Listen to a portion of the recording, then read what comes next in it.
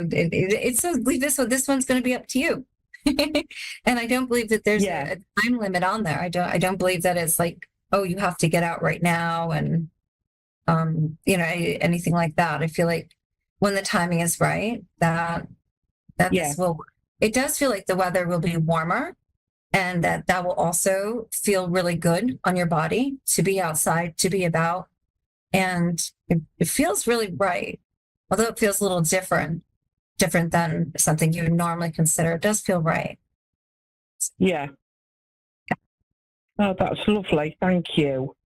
Yes, you're welcome. I'd like to just add to this that I do pick up. Let's see. Do you have a sister?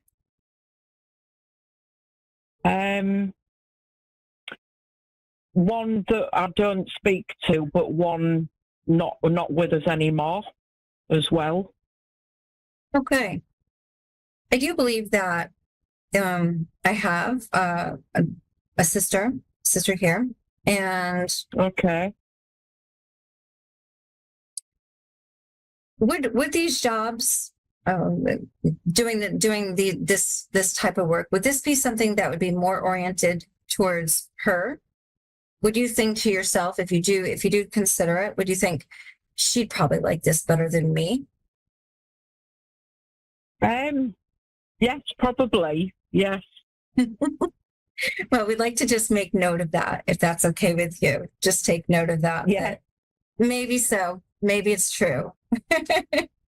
But on that note, that's okay. You'll have company if you think of it that way. So, Yeah. yeah. Okay. Well, thank you so much. Thank you so much. Yeah. Thank you. And have fun. If nothing else, have fun. Enjoy yourself. And I will. I will indeed.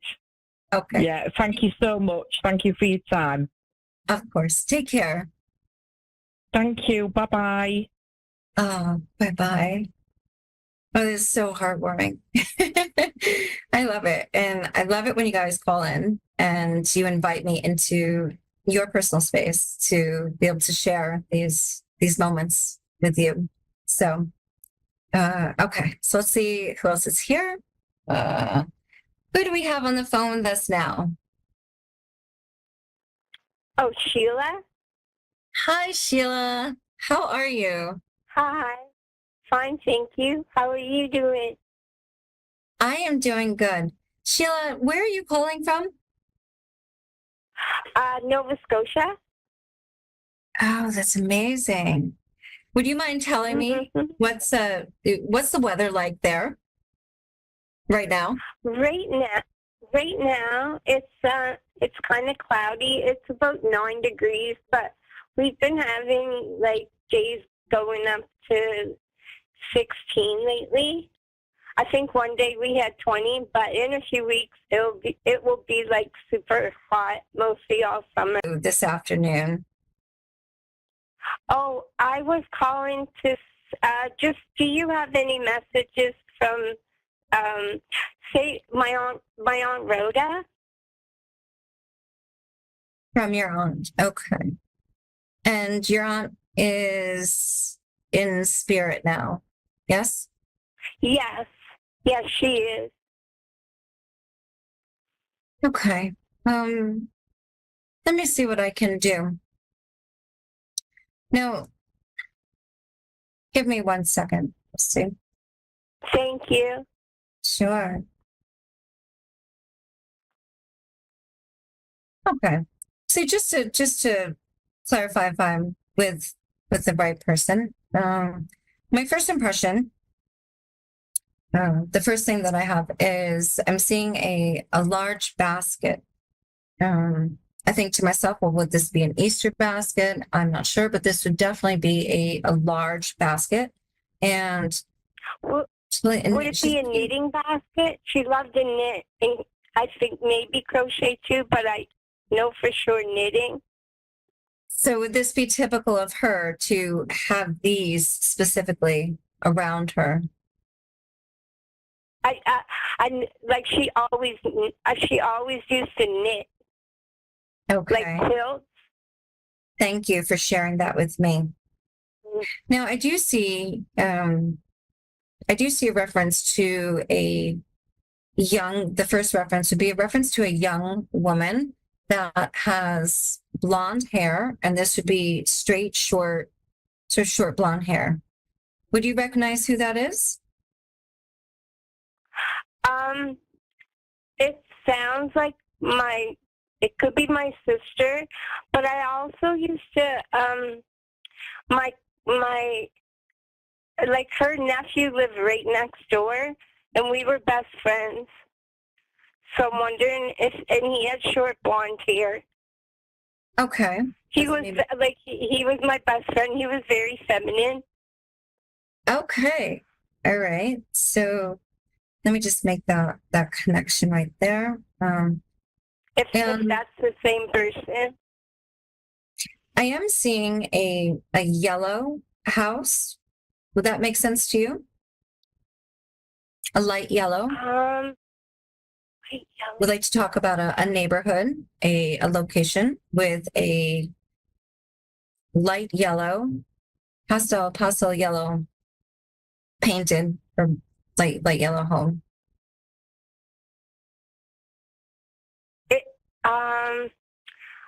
It could have been yellow a long time ago. Okay. Well, then let's move that over to the side. So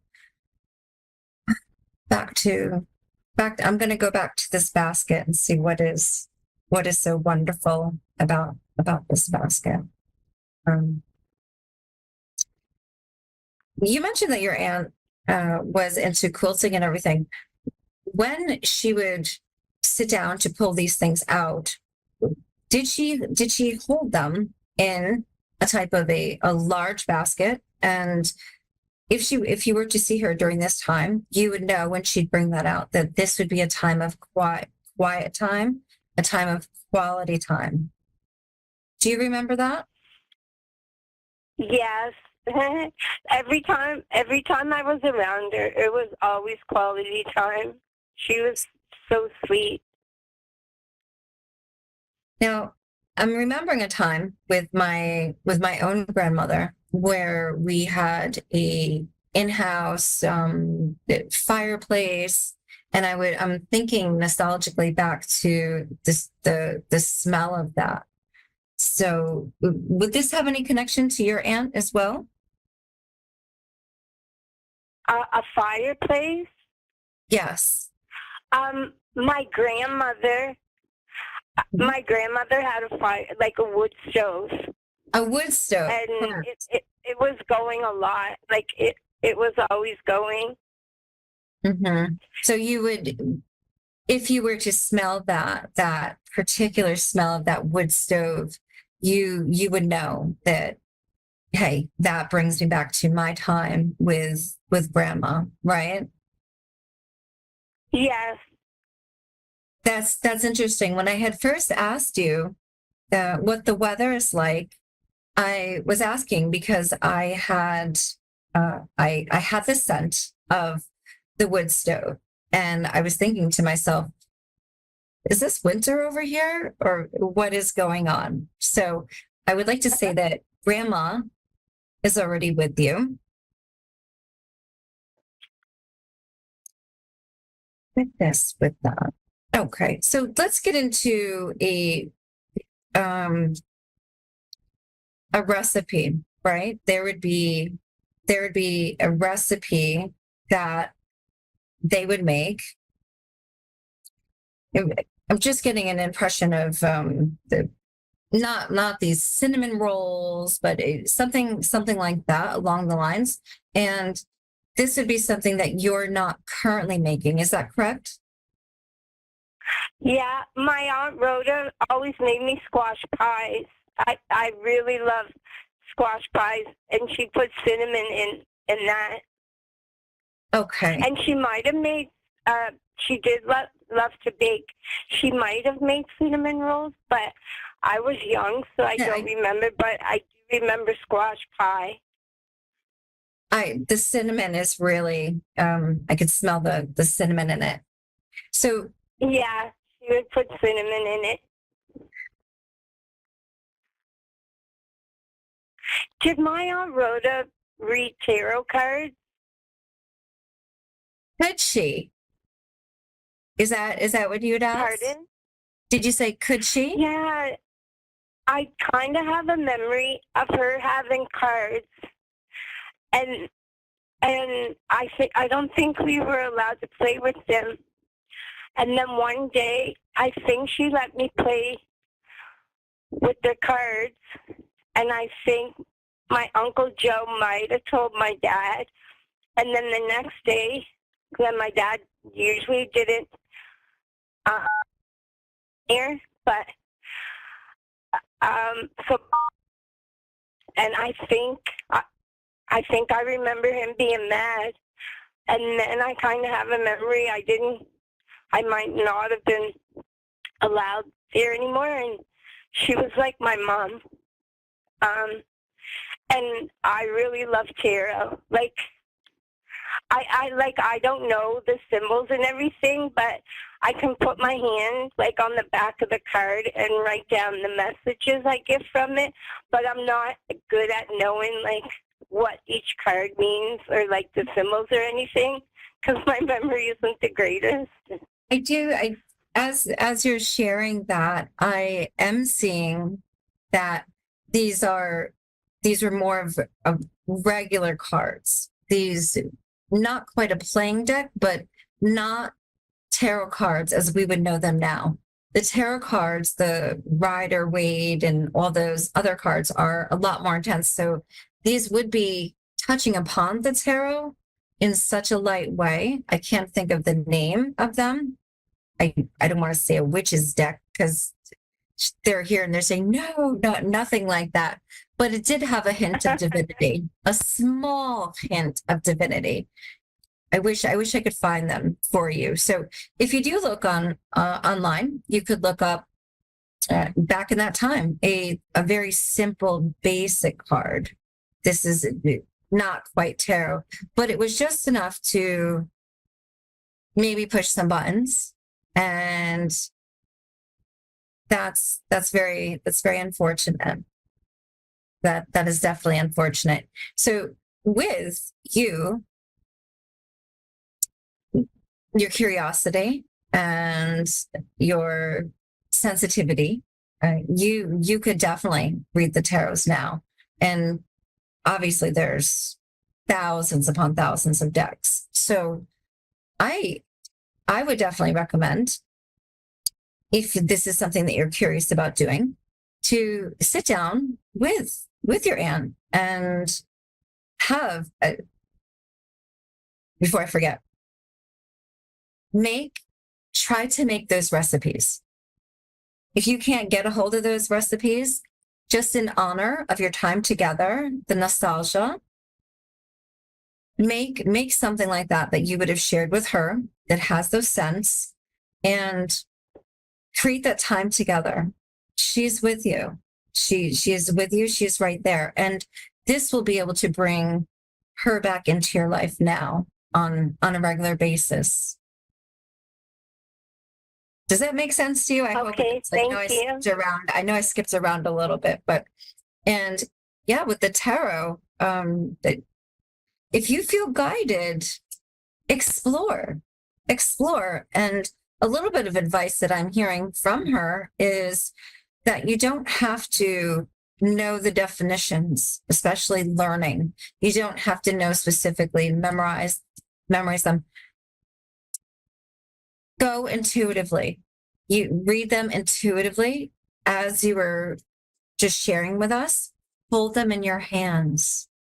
Hold them in your hands and your heart, and your intuition will guide you to the certain places on the card where the images are there.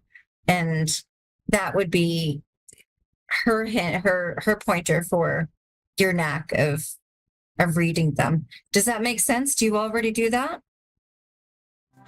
I do, but I should be doing it more. Okay. So maybe skip the definitions, skip the words, and trust your instincts. Just, yeah. And with that being said, also keep an eye out for the signs and synchronicities. She's been sending you signs. She's been sending you little odd signs. Yes? Yeah, yeah. Like for today, sorry. Did she know how to like give readings? Like, did she have psychic gifts? She's smiling when you're asking this. You wouldn't call it that, and she won't say that. No, that she wouldn't call it that, but a good sense, a good heart sense. Yes. Okay. Okay. So on that note, enjoy. Thank you so much for calling, and I hope this was really helpful. And It was. excellent. So thank you so much. Enjoy your time, and I'll leave you with that. So everyone, today, this has been a pleasure. This has been a pleasure spending time with you this afternoon. And I look forward to seeing you next week. So until then, be well.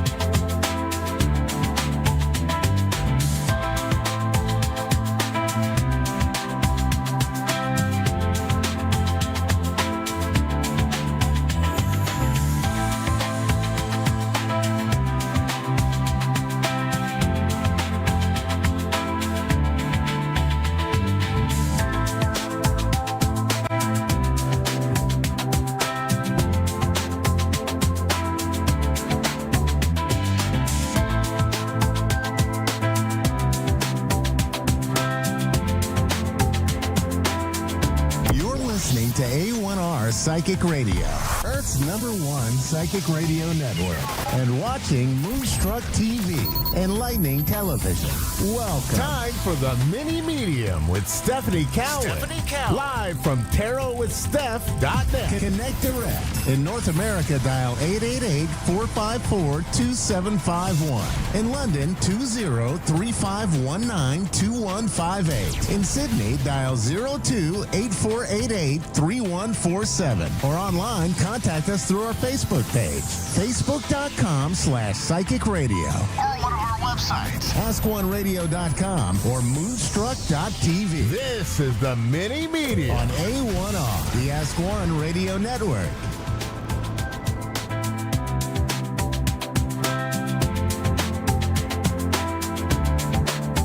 All right. Hi, guys. Welcome. Happy Hump Day. Happy Wednesday. This is your mini medium on the A1R Psychic Radio and the beautiful Moonstruck TV. I'm super excited for, as always, every week I can look forward to my podcasts and just the connections and how beautiful that they've been, and just feel very blessed and very grateful to be able to share my gifts with so many, and just how beautiful the readings have been and how connected. And I can't tell you all enough for all of those who call in and request readings, and and all of the other beautiful gifted readers, and all the time that they put into these readings and all the effort. So I think a lot of people understand energy, but some may not realize what it takes out of us as mediums, as psychics, intuitives, as healers. So I appreciate all of the wonderful compliments and things that I have received, even from listeners. So thank you. I love it. Well, I am sitting here, and I just, my day's been kind of a bit chaotic, and I always say let's roll with the punches, but my sweet son-in-law was ambulanced to the ER, and funny story, I kept telling him he was having stomach problems, and I kept telling him that it was his gallbladder, and he didn't believe me. He wouldn't listen. And I thought, do you know what your mother-in-law does for a living? Do you know what I do? And even medical intuition and medical mediumship, I feel I connect with pretty well. And so anyhow, long story short, he had 2 very large size gallstones in his gallbladder that ultimately had to be surgically removed. So he was there and getting that done today. And then I had the wonderful privilege to have my sweet little granddaughter, who's 2.5. And I'll tell you, this is why we have babies when we're young, because I just trying to keep up with her. It's hard, but she's adorable, and she is such a handful. And it reminds me that I really need to get my butt to the gym and get working out and get taking better care of myself so I can keep up with these grandbabies. It's crazy, but it's been great. It's been quite the day and the blessing to spend that time with her. And so good news, my son-in-law is well, and everything looks great, and hopefully he won't have any more pain and issues that he's been having for years and years. So it's good news. So things are good. Things are on the up and up. So super excited for all this shift in this energy, which we're going into Gemini season, and I'm a Gemini. So this is our season. I love it. So it's got to be good. It's got to be good, right? All right, guys. Well, I'm going to pull, of course, we do an affirmation every week, and I love summer, and that's why I'm kind of dolled up today in a summer dress, and my beautiful Gemini hat. Yes, I'm not kidding. If you guys know what Freebirds is, but I love Freebird, and these hats are literally called the Gemini hats. And now I have all the colors. I love it. So, and I thought, we're going to celebrate and go into this week with some good summer vibes and energy. So I'm going to pull an affirmation from this beautiful deck I have. It's actually I got to say that water blessing says I couldn't quite remember. So these water blessing affirmations are just absolutely beautiful. And even just the connections just are just spot on with the way I feel that life is and things going on. So I'm going to read that affirmation, and then of course we'll go to our callers tonight. So the affirmation, now this is collectively, this is for everybody out there. And, whether you maybe resonate with all of it or some of it, I hope you can take it, apply it to your life, and, and find, whatever the connection is for you. So this, the different, messages, if you will, and how this works is like it's a trifecta of energy. And just like you can see my little necklace, if you're watching live, this beautiful necklace that I received for an early birthday present from the Teresa Caputo collection. Yes, sorry, I'm shouting out some names, but it is the triangle. It's a trifecta, and that's really what this is. And that's where I wanted to kind of connect all this together. And it is the words, I feel like I'm like Count, off of Sesame Street, or, when they say the word of the day or the number of the day. But the words for this week are welcome and strength. So thinking about, bringing in a welcoming energy, also, having that strength to even sometimes welcome in some of the energy, but also remembering, that all that energy is so important that we put out in the universe, right? And then the message says, may you find an opening of all resistance. Oh my gosh, hang on, you guys. That's what happens when you're about ready to turn 50. May you find in opening all resistance to love vanishes and therefore comes to you. So let me read that again. So may you find in opening all resistance to love, it vanishes and therefore comes to you. I got it. I should have read this beforehand, but that's my crazy day today. But so really, it really is about opening yourself up to and letting go of any kind of resistance that you have in loving, someone in your life or even yourself, right? And finding that strength. And then once you do that, all that beautiful love comes right back to you. And there's no, ultimate resistance, or you don't feel that resistance from others, And that's one thing that, when I do energy work in Reiki, women really struggle with carrying all of the energy on the heart chakra. And, that's really where we struggle with feeling love from others. And that's where we sometimes struggle with showing others that we love them, especially when you've had a lot of pain in the past and relationships that haven't worked out. All that energy just sits on that dang heart chakra, and it's hard. It's hard to let that stuff go so that you can ultimately love again, or at least feel loved again as well. So good messages. Good messages. I love it. I love it. Okay. So then also really quick, here I am again, the number of the day that I've been seeing today has been the number 28. So for those of you, again, if you're not sure what that's about, just numbers will come to me, whether it's your loved ones in spirit or whether it's your spirit guides. But that number just ultimately ends up resonating with one of my callers or my readings that I do later in the evening on my Facebook and my YouTube channel. So we'll see how that number connects, that number 28. And we'll see if that connects with the first caller. So I'm so jealous of where this person is, where she's calling from. So I have Carrie from Florida. Hi, Carrie. This is the mini medium. How are you? I'm good. How are you doing? I'm doing so great, hon. So great. I'm so jealous you're in Florida. So jealous. Come on over. I'll give you a mango off my tree. Oh, and you just said the magic word. That's my favorite fruit. That is literally, Oh my God. yeah, mango everything. Oh, yeah. Oh, I I would have love about to. 500 coming ripe. Oh my gosh. Oh, love it. I love it. Well, how can I help you tonight, hon? Yeah, I'm in a situation with my sister where we're dealing with a condo and a buyout, and I'm having difficulty, and she's underhanded. So, do you see like this going forward, and or like it's just we've been going through it, Sure. She's Sure. greedy. Absolutely. She's real greedy.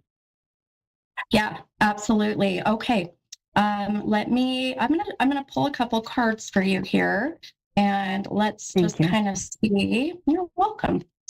Just see how the cards are kind of meshing with already Thank you.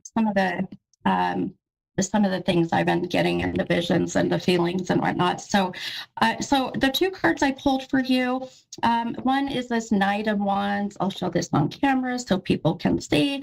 And then the other card that goes with that, as I pulled two, is this King of Pentacles. So, this really, as both of those cards, you've got a wand, which a wand really represents kind of like having this fairy godmother wand, as I put it.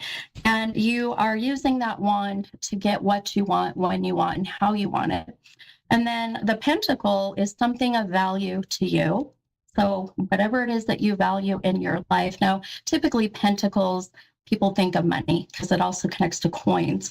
And so really just even, how this is meshing with what you've got going on. The biggest thing I want you, to really be, I think, mindful of. I don't feel it's much of a worry, really. I just feel it's kind of, unfortunately, we have to, sadly, regardless of who we're doing any kind of business with, you still have to treat it as the business transaction, right? It doesn't matter. Yes. But I feel like that, the pentacle in your situation in this reading isn't so much about money as it is the value of family and the value of where this is coming in. So you had said your sister and you are doing this together. Is that right? Did I understand that right? Yeah. But she's not really communicating or cooperating. She's underhanded, and it's just like I'm at my wit's end with her now. And she knows Sure. it, and lawyers know it. Everybody knows I'm looking at her, and they're all looking at her too. Yeah, right. Well, and that's my, I think that's kind of where I'm saying you still have to be mindful that regardless if it's family or not, you still have to treat it as if it was someone that was a stranger. So, and I do feel that way. I feel that you're going to want to just be very careful, be very aware. And, I feel like, your intuition is always on point, always. But sometimes that the heart sometimes likes to be louder than that third eye and, that intuition and that, that gut feeling. But some things I do want you to know that I see with this whole transaction coming. What I love is this wand, which that really does represent, and what I love, and I truly feel this is you, Carrie, but this card is literally about dancing to the beat of your own drum. And boy, my friend, that is you. Yeah. That is you. Oh, yeah. And yeah. Oh, yeah. I love that. Are you a fire sign? Yeah, I'm an Aries. Yep. I thought you were.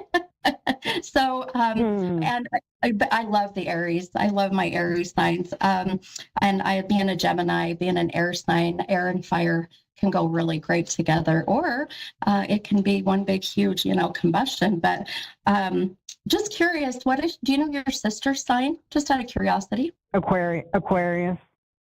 Okay, so she's the air. See, I was like, girl, there is a similar connection here. So this is really, again, like I said, it can go really good together, or it's going to be one big explosion. And that's kind of where we're getting at, is the pressure of the air, if you look at it that way. And so now, right. Yeah. And so right about, I'm going to give you kind of a roundabout time.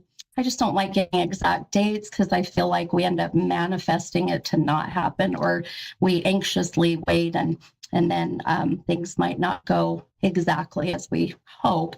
So I'm going to tell you here, let's see, we're almost into June. So, and I always visually look at things in quarters. So now as we're in second quarter, January, February, March, April. Yeah. So, boy, my friend, this is coming soon. We'll say the end of second quarter, mushing into third. So July, August, June, July, August. They told me that end of June. Yep. She's definitely dragging. She's definitely dragging it. She could do it now if she wanted to. Yes, ma'am. And that's why I'm seeing that June. I knew it. I was like, boy, it's coming soon, but we're still kind of, into the end of June, July. And you're right, it could be. But here's some good news I feel for you, that, to take into this, that, I feel we're at a point where, we may not be getting everything that we wanted in the beginning, but we sure are going to see a lot of what, originally we were hoping for. It just won't be fully or as much as, or to the extent as, if that makes sense. Yeah, because she ruined it. She delayed it so long because she was trying to steal it on purpose. Gotcha. It was intentional. Absolutely. Allegedly. Oh my gosh.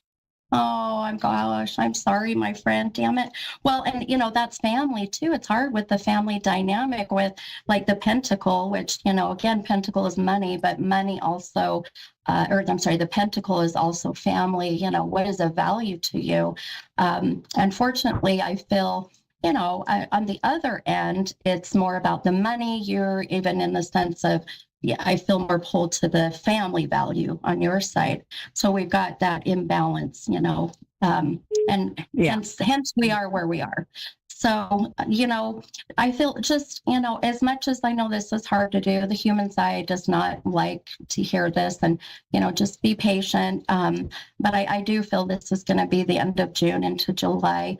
But one thing I love is as this starts to be settled, you've got some beautiful new beginnings coming right shortly after that I feel are very well deserved. And it feels to me, filling up your cup, if that makes sense, because you've just, you have drained yourself, not just. Well, she's tortured me. She's tortured me for 2 years on purpose, just to be spiteful, hateful, and jealous. She's jealous of me.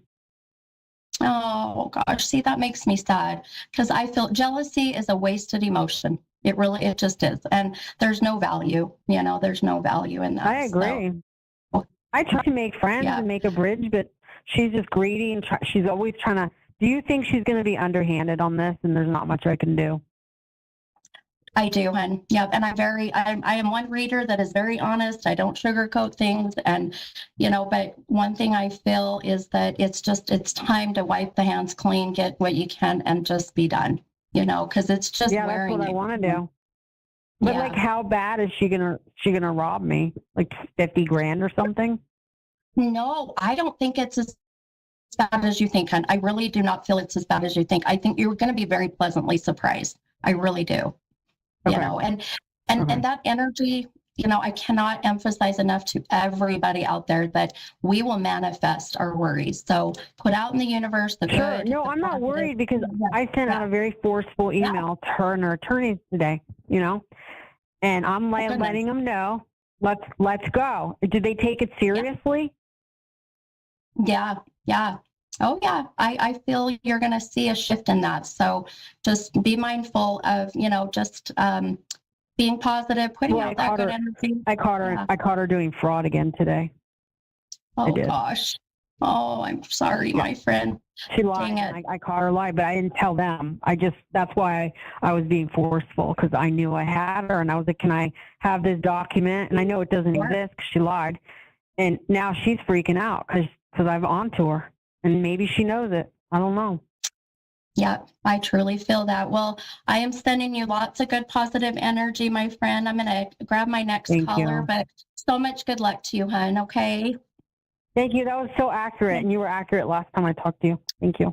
Oh, good. I love you've had me before. Good. One Well, time, yeah, wonderful. a while ago. Yeah. Oh, good. Well, it's good talking to you again then, hon. Take care of you, okay? Thank you. Bye-bye. Okay, hon. Bye-bye. All right, guys. Beautiful. Let's go ahead and we're going to take our next caller. And this is Lisa from my husband's favorite team's city, Philadelphia. Hi, Lisa. This is Mini Medium. How are you? Hey, hi. I'm good. How are you?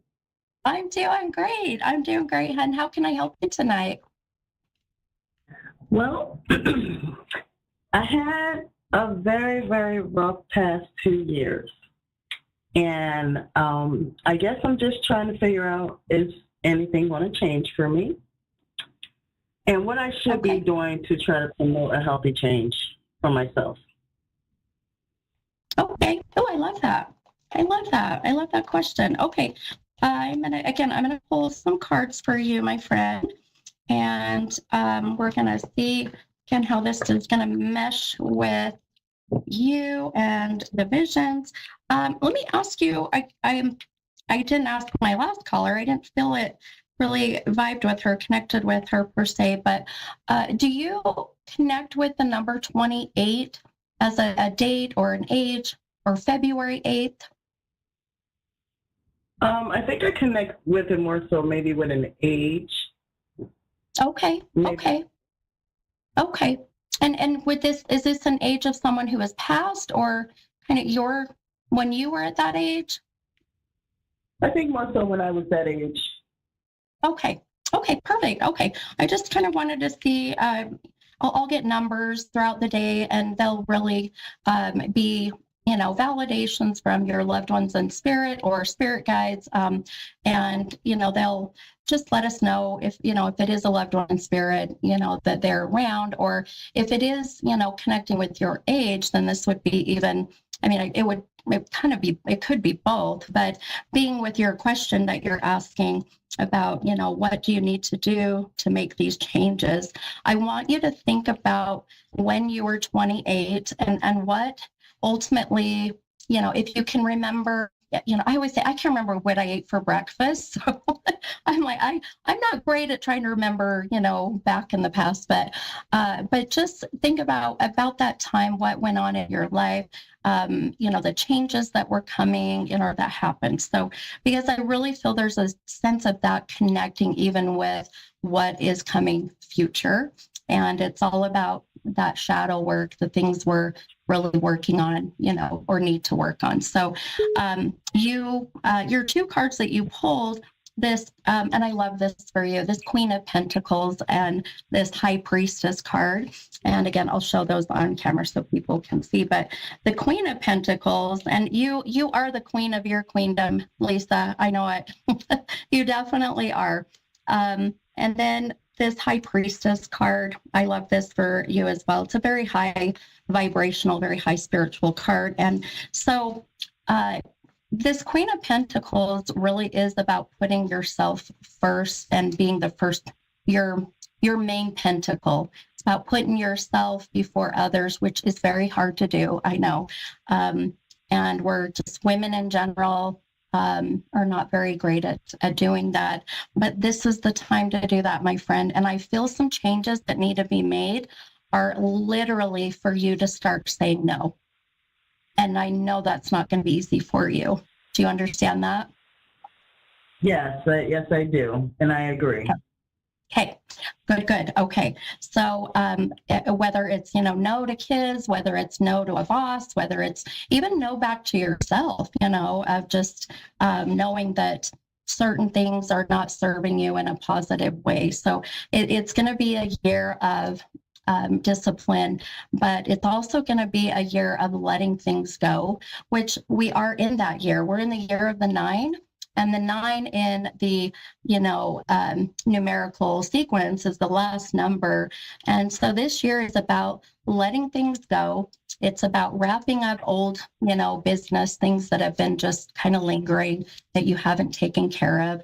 And things that are just haven't been serving you in a good way, which also means relationships. So I do feel you've got a relationship, my friend, that needs to be kind of reevaluated and just think, is this person giving back to me as much as I am to them? Is there an equal flow of energy? So a couple things that I feel need to happen. This High Priestess card, and this is so beautiful for you. This is a very high vibrational spiritual card. This is about you connecting with what we call your highest divine, your highest self. And I think that this has been lost amongst the last 5 years. I don't know why I'm so drawn to the last 5 years. Do you know why? Wait, I go back, what would that be, 2020 moving forward? It just feels like that's about the time period of things that just kind of started to maybe snowball, if that's the right word.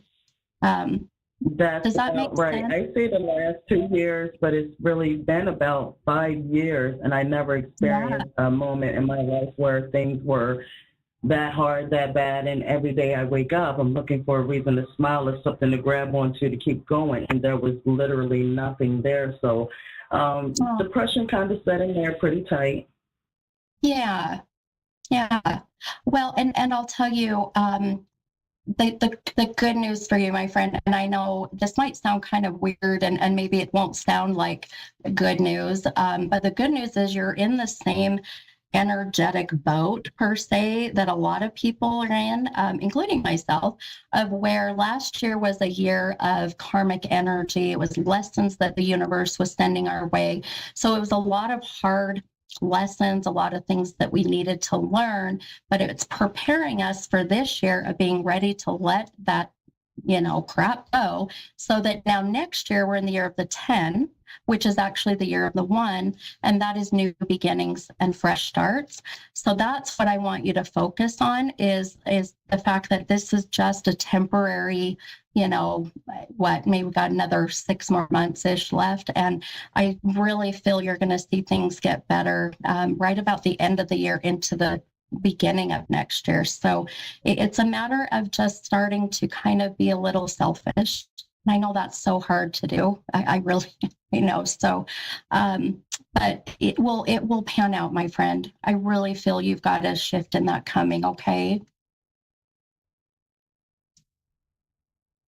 Thank you so much for your time.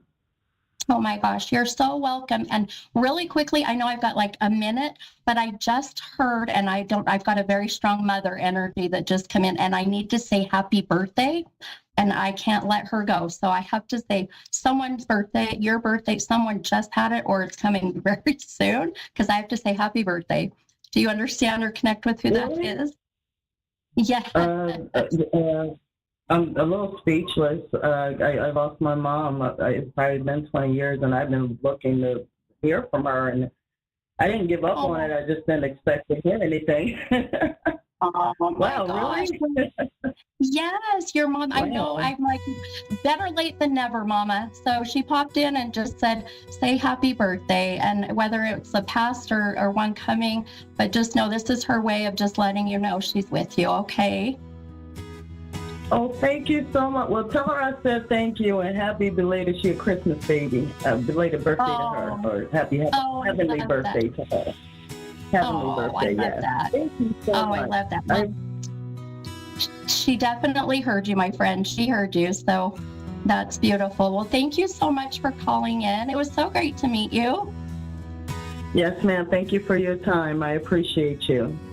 Of course, of course. We'll talk to you later. Bye.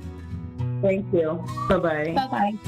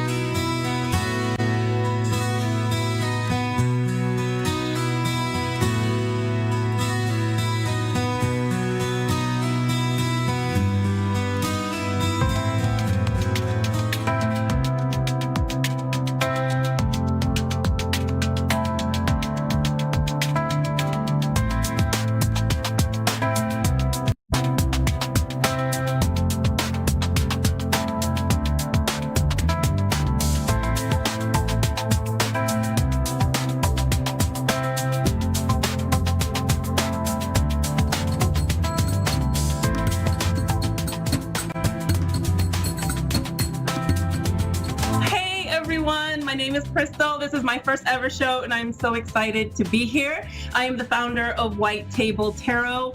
I provide a fully comprehensive end-to-end kind of service that combines intuition through tarot and other divination tools, as well as coaching. I am actually an actual coach, certified, trained, credentialed. I'm also a shaman healer. I can go on and on about the modalities that I practice, but I am here in service of everyone and anyone that may be working with me. So let's go ahead and get started. I am ready for my first caller.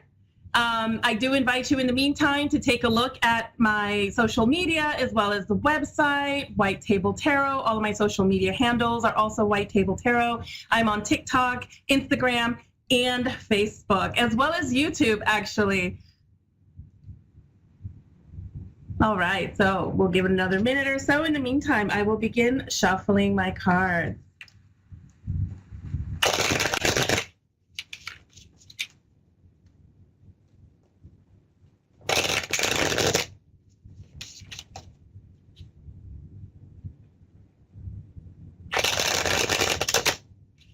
All right.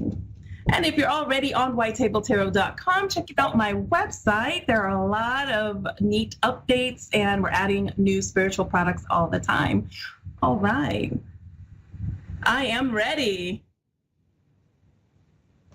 All right. We've got Gladys from Coatesville, Pennsylvania. Hi. How are you doing today? I'm fine. How are you?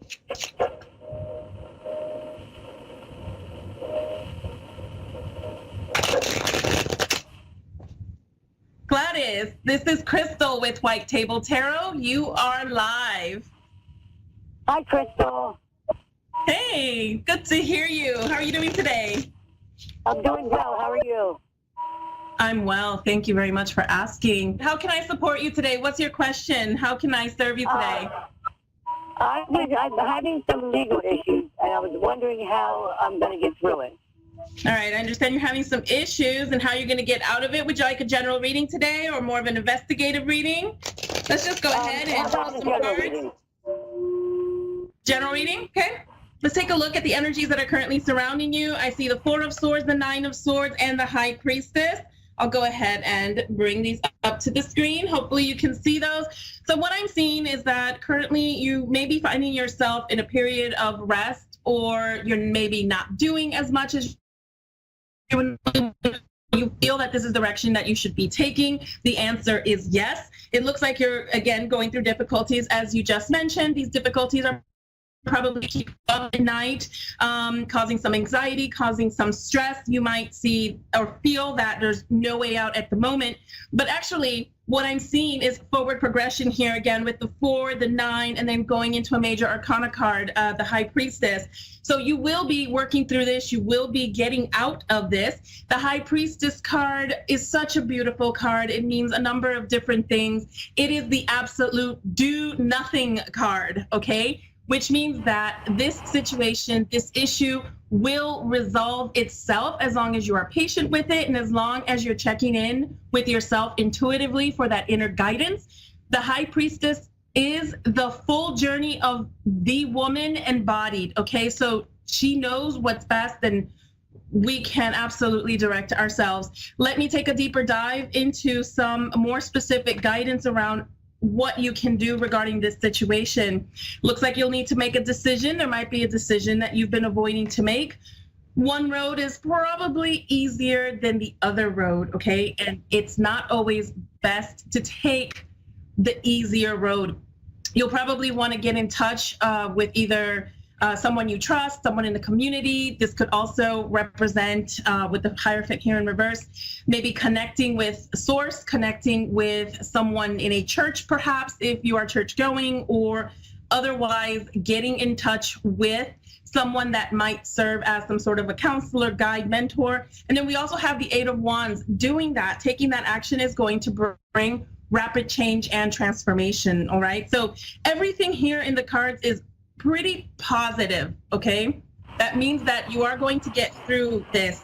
things are going to change. I do see that you have kind of like the long term game or strategy in mind, maybe things around like retirement or just being in a place where you're wanting to have everything, and you'll get there. You'll get there, okay? If you want to work closely, a little bit more closely with me and dive into this a little bit more deeply, please feel free to reach out to me. Social media or whitetabletarot@gmail.com. You can always check out my website as well. Thank you. Thank you so much. I hope to see you again soon. Thank you for everyone watching. Again, whitetabletarot.com is the website. Social media is White Table Tarot as well. I'm on YouTube, Facebook, Instagram, as well as TikTok. I look forward to working with all of you, and I thank you so much for your support today. This is my first show. Absolutely love, love, love being here. I'm so excited.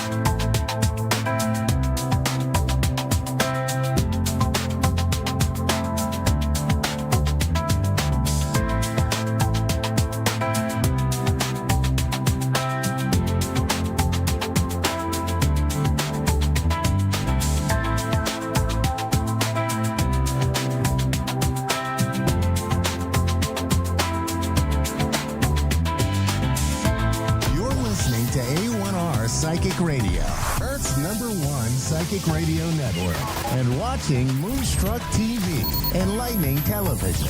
Welcome. Time for Insights with Solaris with Jennifer.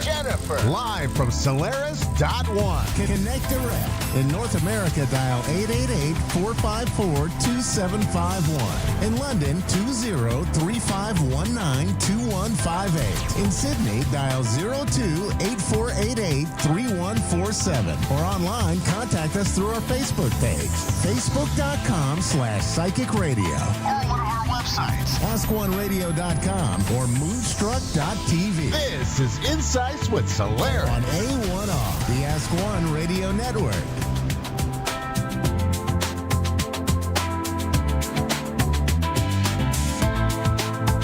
Hello, everyone. Good evening, good morning, whenever and wherever you are watching this. Welcome to another episode of Insights with Solaris, where I am your host, Jennifer, a tarot reader for over 10 years, and I have over a dozen certifications from everything from Reiki mastery to sound therapy.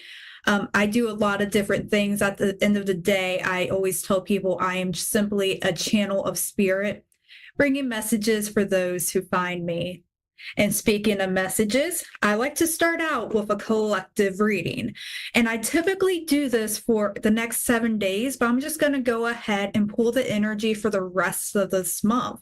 As we are getting pretty close to that mid-year point, it's a good time to really go in and kind of reevaluate the things that are coming forward. And it seems like the latter half of the week, especially if you're earth and a water sign, things are going to be moving a bit quicker. It's already going by fairly quick, but you're starting to see more being built around you. So you may have had a lot of activity around you, but it was more of you taking periods of rest as well. So those of you who are getting ready to start a new area of study, whether this is learning a new skill at a job, starting a class, or starting a new education program, what you are going towards is a strong foundation for your future. So even though there may be some points where the situation doesn't turn out as it is, and this will be over the next couple of years, you are seeing that because it is a test on your ego. And of course, we're all going to probably forget this message by the time we get there, but it's only your negative based and fear thoughts that are keeping you from coming to your dreams, for having your wishes come true, and to enjoy life. You have permission to enjoy life. You can be joyful, you can be happy, and you can go after the things that you want. So it seems like the rest of this month, you're seeing that reflection that you need to work on throughout the rest of the year, so you can finally drop the burdens, the things that you've been working too much on, learning how to accept help from others when needed, and to really face stress-related health concerns as well. So for those of you who are kind of going back and forth with some health, just don't, if you have the means to do so, don't put off any type of checkups with your medical professionals or anything like that. Or if you're having trouble in your work position or in school, you're allowed to ask questions and ask for help from your leadership team around you. Because again, everything is a reflection of you, and it's really saying, hey, it's for everyone, for the collective. It's time to face our egos and to face our own fears. So that is for the month of May. And we are going to go into our caller of the day. So we have Brianne from Georgia. Hello. Hey. How are you? Oh, I am good. And I love your accent, your Southern charm. Oh, yes, ma'am. All right. So Brene, what type of questions do you have tonight? I guess, I just really, to be honest, I just want, I really don't have, any specific questions, but, I just want, just a general reading of my life and, what my future holds for me, and what does I have in store, or is there anything, this, is there blessings coming my way or anything anytime soon? Yeah, immediately. Yes. So we kind of have this back and forth from seeing. So with you, I'm feeling a lot of intellect coming in and a lot of earth energy, which is great for abundance, especially if you want to build your finances. So as of this moment right now, your energy's coming in and you're really starting to focus a little bit more on your career and your finances. And it's a wonderful thing because you have the energy right now to pull positive opportunity towards you for a strong foundation and to really make sure that you are pulling in that abundance flow as well. Have you been seeing that already? Well, I actually have just recently had like a financial blessing, and just me being well, right now, I'm a single parent, and I just lost my brother. He was murdered 3 years ago. And so, I have just been going through that grieving stage and just trying to be able to just let him go and just be able to not blame myself for his death and just able to just find myself again.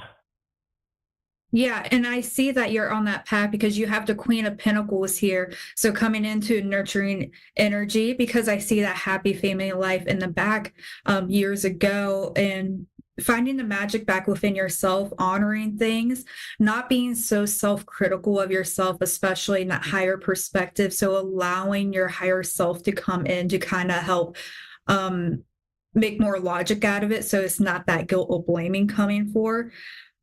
New partnerships are coming towards you. Now, I'm not seeing necessarily this as romantic or anything like that, but some type of partnership is coming forward that is going to help you on this path. Actually, I am now feeling it's more of a spirit guide trying to come in to help you more along this path. So you don't even have to be aware of it, but they're going to be helping. This energy, external energy, is going to be helping you come forward to face the truth of the situation, of all situations around you. And there will be some delays. It's not going to be easy because I see that burden that you've been carrying, and within the next about 2 to 3 months, I don't see it completely falling away. That's not how grief works, right? So I see that decision making, and I see you still kind of being trapped for a little while in that mindset. But it's can I ask this question? Okay, so is it is my burden my kid's father? Should I just let him go? Let's see. Okay. You already know the answer. You got to use your intuition on this, but the reason and I already know the answer. I do. I definitely know the answer. I do. All right, but I'm gonna pull it out a little bit for you so you can feel more confident in that answer. Okay, so what you are seeing is that you're being kind of illusioned and disillusioned by seeing that history, having that child involved, having those issues regarding the child. But it's really about romanticizing your past as well. You have to be seeing what is currently in the future, what you have in front of you right now. And it is about making an objective decision, not on how you felt in the past, not wanting to oh, I remember when we looked into each other's eyes and I just felt like the world. And it's okay that if the path that you're choosing, the answer that you have, I'm still seeing more energy coming in to help support you. So no matter what doors you are closing regarding hey, I need to walk away from this relationship. Oh, hey, I need to release this grief regarding my family members. You have help surrounding you. You have so many incredible energies coming in and be yeah, I want to work with you. Yeah, I will listen to you vent all day if you need to. Let's go get a cup of coffee. So I love that you have all these friendship energies coming in to support you regardless of the shifts that you are seeing. Because again, I'm seeing a movement for support to you because you've done a lot. You've done a lot on your own.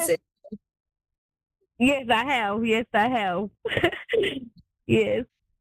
And there's a reminder coming in as this shift is happening, as you're saying your goodbyes, as you're trying to release all your past, which is also your past self. This is no longer who you are, but sometimes we're afraid to take off our safety blanket, right? And then embrace what's going forward because we don't know.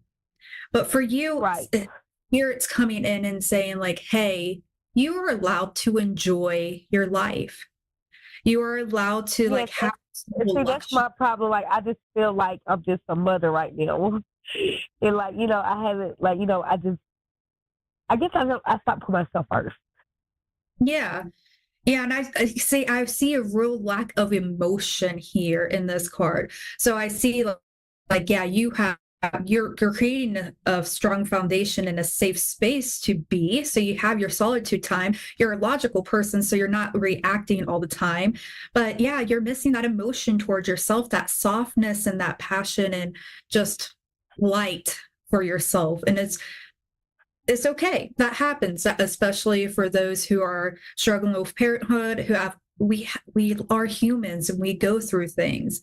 Yes, like, you know, my baby's father, my kid's father, you know, I was like, you know, in an abusive relationship. So, you know, you know, everything has been rough. You know, it has been rough these past couple of years for me. So, you know, I'm just trying to, you know, just get back on the right, like back on the right path. Like, you know, like before my auntie passed, like she told me, like she was like a very like spiritual, holy person. And so she was like my story is like going to benefit, like, you know, benefit others. And like it's going to go across the world. And she was like, I see like you being a millionaire, like, you know, a spokesperson. Yeah. And so I just, you know. Yeah, and it's incredible to be using your voice to help others see that reflection and be like, oh, okay, I see this woman. She was in a strong, she's a strong person, even though she experienced all these things. And that's incredible to see, as we are all mirrors and reflection. And moving forward, I do see a period where you are just honoring yourself, giving you a bit more care for yourself, because this path isn't going to be over in a couple of weeks. But what is happening is that as you are becoming more patient with yourself, a little bit more empathetic with yourself and self-forgiveness, that is going to help you grow so you can have those new connections and for you to be able to use your voice to help others. And what I would like to do, if you're open to it, I would like to send you some light language healing for the remainder of our time together. It's free. Yes, please. Okay, so what I typically say is just close your eyes and just breathe in. This is going to be helpful for anybody who is listening, but if you don't want it or you don't want the energy, just simply say no and it's not going to bother you. And you don't have to know what I'm saying. It's all about that energy and the tone. So just take a deep breath, and I'm sending light language to help clear and get rid of some of the stagnation.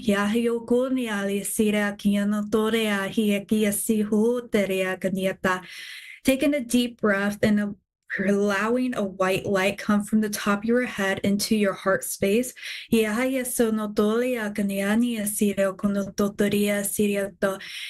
if you feel into the base of your spine and with it in between your pelvis, if you feel that tightness, just allow that light to continue with that. We have 30 seconds left, so I'm just, whatever healing is not completed now, it will continue on for the rest of the night.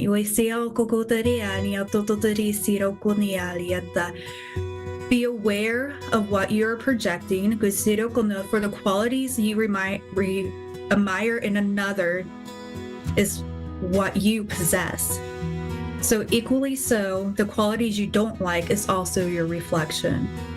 We are all reflections, and you're going to be a great mirror for others, but allow yourself that space to heal before then.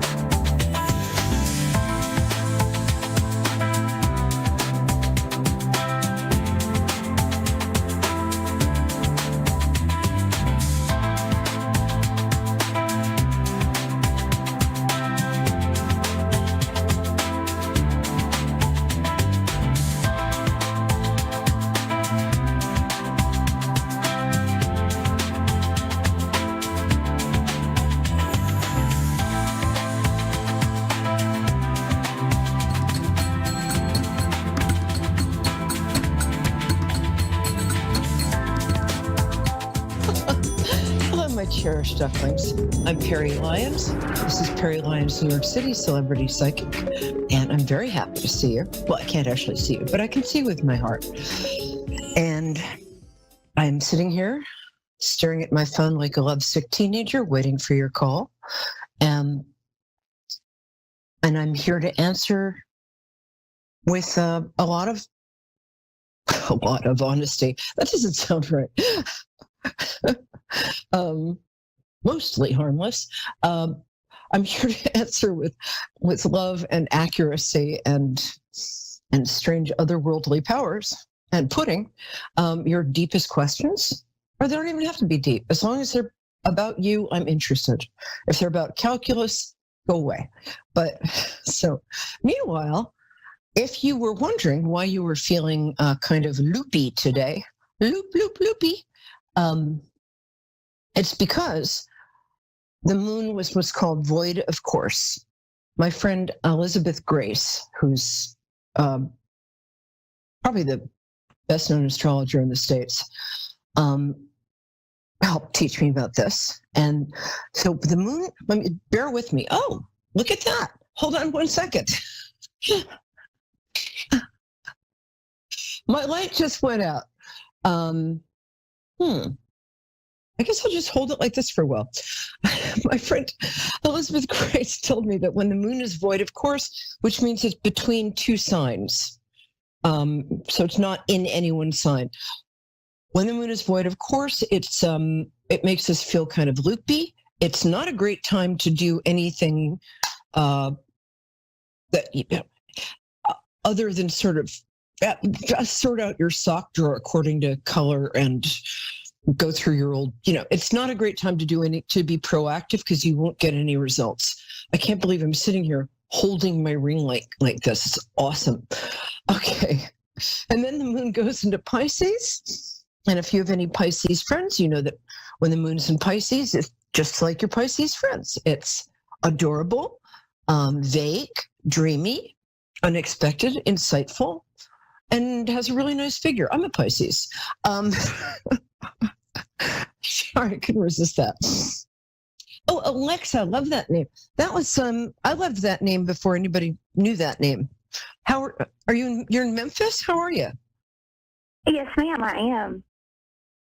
Oh, what a beautiful accent. I want your accent. Oh, thank you. You've read for me before and you said the same exact thing. Oh my gosh. Oh, hello, darling. How are you? I know.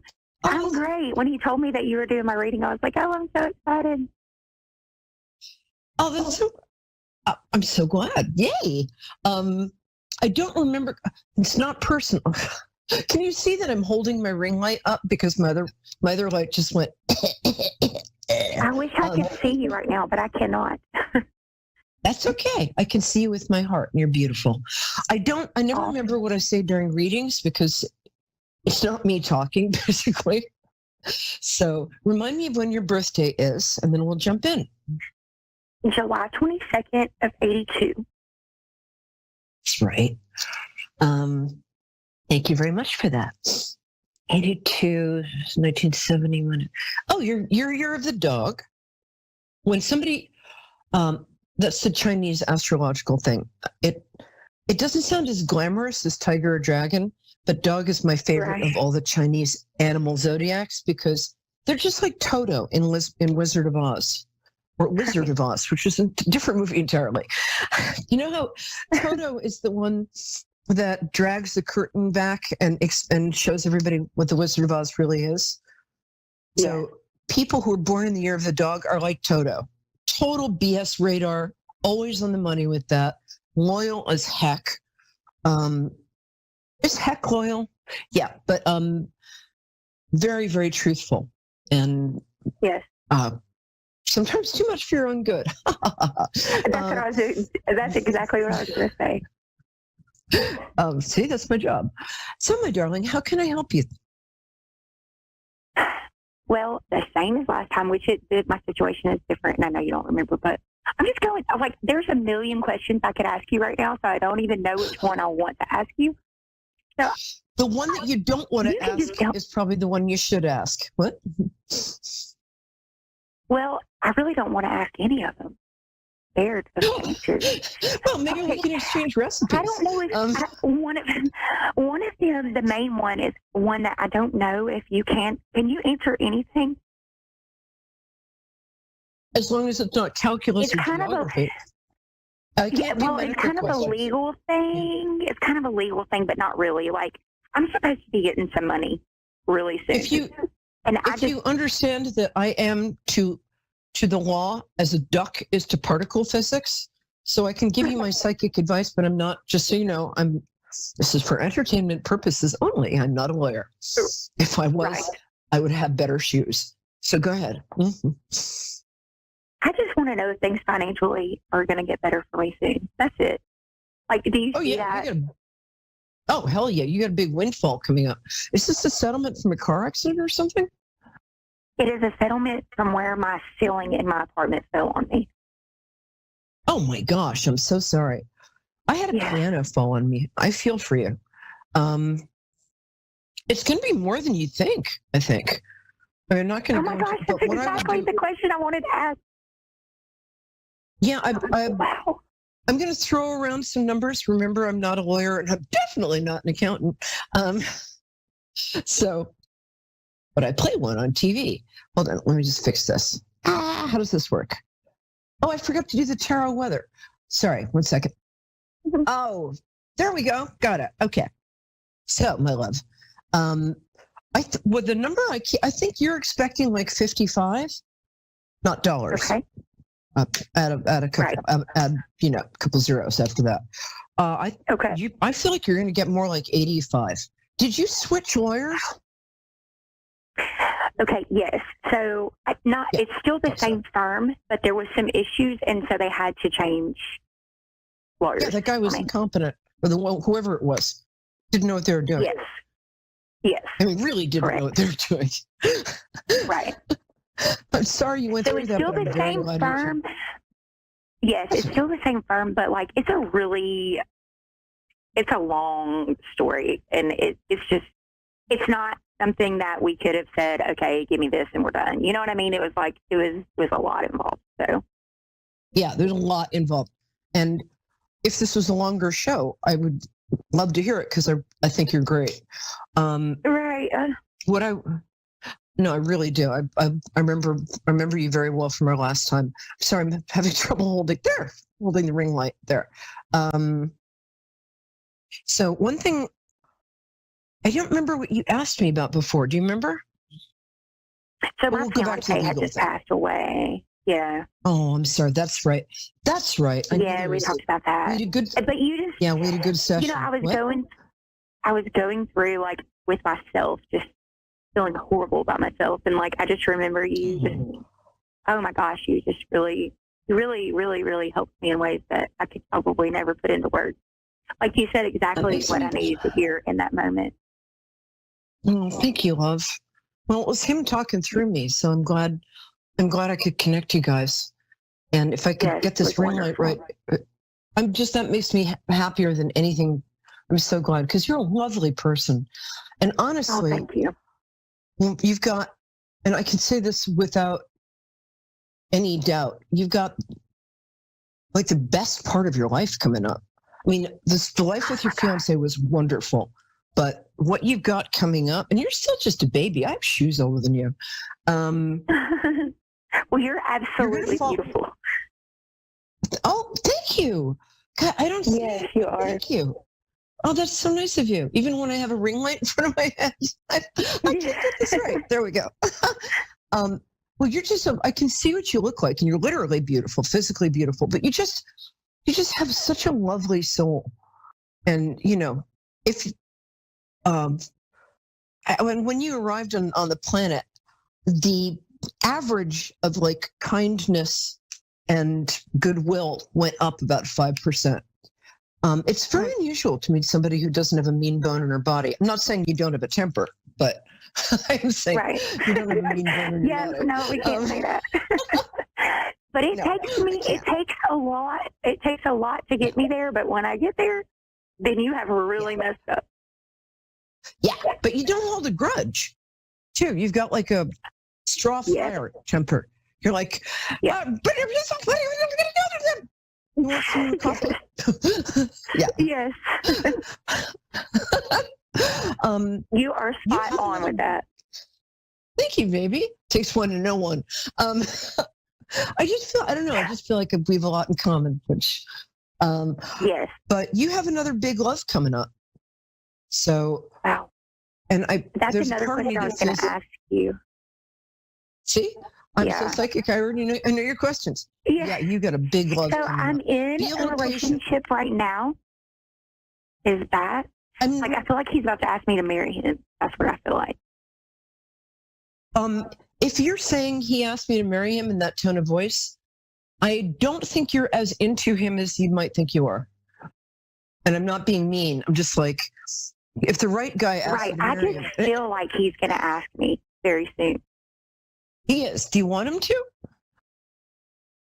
I do, but there are things that stand in our way. For sure. Are you from rival royal houses, like in Romeo and Juliet? I think it's actually somebody after him. Sorry, it's driving me crazy. There. Do you? There you go. I think it's somebody after him. Yeah, I'm sorry to say that. I could be totally wrong. I am just a random No, you're blonde. not. Thank you. But there's something that's not meshing for me with him. You were very, very vulnerable when you met him. Also, yes, I was. You will never lack for people. I can't count on the fingers of both hands how many people have asked you to marry them. It's just, you're the whole package, and people are like, on the first date, they're like, nice to meet you. What's your name again? Pass the salt. Will you marry me? Right. Yeah, and you are very spot on about that too. Yeah. Again, it takes one to know one. I was engaged 5 times. I always gave the rings back, though. Hold on. Hey, me too. Not in a nice way. Oh my goodness. Catch. We do have so much in common. Yeah, we do. It's really funny. Sorry, I'm trying to get this. There, I got it. Okay, so honestly, I don't think it's him. You've got kids, though, right? Am I remembering that right? Yes, I have 2 kids. 3. Well, one of them. Well, yes, one passed. That's the worst thing I can possibly think of.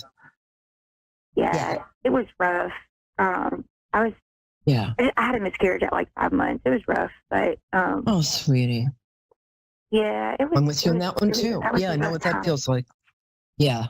Yeah. You will never have. So you'll never have a time as bad as that again. You won't. I mean, I'm not God, so if I was God, I'd have a better purse. But you've got really good. I think that you're going to meet this person next year. Oh, shoot. I've got Lindsay in Nashua, New Hampshire on the other line. My producer wants me to take it. Let me just tell you. Okay, so get in touch with me on Facebook, okay? I will. We'll keep up the conversation a bit. I'll tell you a few more things. What I want you to know is 2025 and 2026 are your years, right? Yes, they are. I've got chills. So, you see, that means I'm right. Yeah, I got chills all over my body. I'm so happy to hear from you. So get in touch with me on Facebook. It's Perry Lyons. And I'm going to do the psychic weather, so stick around and listen to that. Love you. Bye. Thank you. Love you. Bye. Hi, guys. So good. Oh, I love my regulars. They're so great. And you guys are so awesome. Before I get to, I know you're in Nashua, New Hampshire, and I didn't see your name, so I apologize. Hi, Lovey. It's okay. It's Lindsay. Oh, Lindsay, I love that name. Hi. Thank you. Lindsay, do you mind doing something for me while I'm figuring out this ring light? Do you mind hanging out and doing some deep breathing and concentrating on your question while I quickly do the psychic tarot weather? Oh, okay, thank absolutely. You so much, baby. You rock. Thank you. By the way, if you're watching this at home, my stand-up ring light broke, so I grabbed one off the floor, and I can't remember how to hold it. Okay, psychic weather, which is just like regular weather, except less damaging to crops. Ha ha ha ha. It's for the next week. The week begins today. Space it out as you wish. And I never pick the cards beforehand, so that's the part always scares me. I'm going to pick the cards right now. 1 second. Oh, fabulous. Okay, the first card. There's no way to make this card look good. when you get the Three of Swords, which is like, if I'm doing a reading for somebody, if I'm doing a reading for somebody and this card that's a heart with three swords comes up, I'm like, I'm not going to sugarcoat this. Not so good. But what I can tell you is something that seems like a heartbreak or disappointment today or in the next couple of days you are going to dodge such a bullet. I can't even tell you. I just did tell you. But so if you have a rejection, or please know that, boy, are you lucky. Rejection is God's protection. Or if you're an atheist, random fluctuation in the space-time continuum's protection. Okay. Second, our next card. Oh, I love this card. Sorry. And I just dropped it. I'm a genius. Okay. A lot of people having babies this week. I have 3 different friends who are expecting either children, grandchildren, or we're just hanging out at the hospital hoping they get lucky. Kidding. So this is the Empress card. Also means that this week you might be around a birth, and you might be getting that way yourself. I'm not going to ask about your personal life. Or you might be around your mom. It's a very nice card. I'm sorry, I'm getting a little distracted from this damn light. Help. Okay, there we go. So that's the middle of the week. You might go visit. Call your mom. She loves you. Okay. And then the third card, the King of Swords. Somebody who's in your life, he might be an Aquarius, a Libra, or Gemini, and he might be a little critical, but he really likes you. I mean, so he's either a really good friend, or he's a love interest, or somebody you're with. But if he's a little critical this week, it's just because I don't know why. So it might be a guy who's a little critical towards you, but it's okay. And if, and you don't have to agree with him. Anyway, thank you. Lindsay, are you still there, my angel? Yes. Lindsay, oh, thank goodness. Hi. So tell me your birthday real quick. Hi. 12/12/81. Oh my gosh. I've had 3 clients in the last 2 days with either 12/12 Really? or 12/13. Yeah, that's so cool. Oh, Yeah, that is cool. We're so pro Sagittarius in this show. You have no idea. Okay, my love. And how may I help you? I'm just calling for a general reading, I guess, just on what's going on. I have a lot going on. I have really bad ADHD, so I'm kind of all over the place all the time. So it's just hard to focus, on like what's most important because every tab's open, Oh, who are you talking to? And yeah, I'll like answer except the squirrel. half the time I don't even know who. Yeah, animals, my plants. I had this assistant a long time. But we'd be walking along the street in New York City, and we'd be trying to have a business conversation. And I couldn't finish a sentence because I love looking in shop windows. And she finally said, "Perry, no shiny things. No shiny things for 5 minutes. We gotta go." So That's like me when looking for rocks on the beach. Yeah. Oh, I love that though. And you go into hyper focus too, right? You do that. Oh, wicked bad. Yeah, we just went away to Falmouth, but down the Cape, and I couldn't get my eyes off the beach. I couldn't. I love Falmouth. Anyway. It was beautiful. And my family graveyard's in New Hampshire. It's from 1640. So love New Hampshire. Okay, sorry, I'm just trying to get this light to work. Ask me a question and no.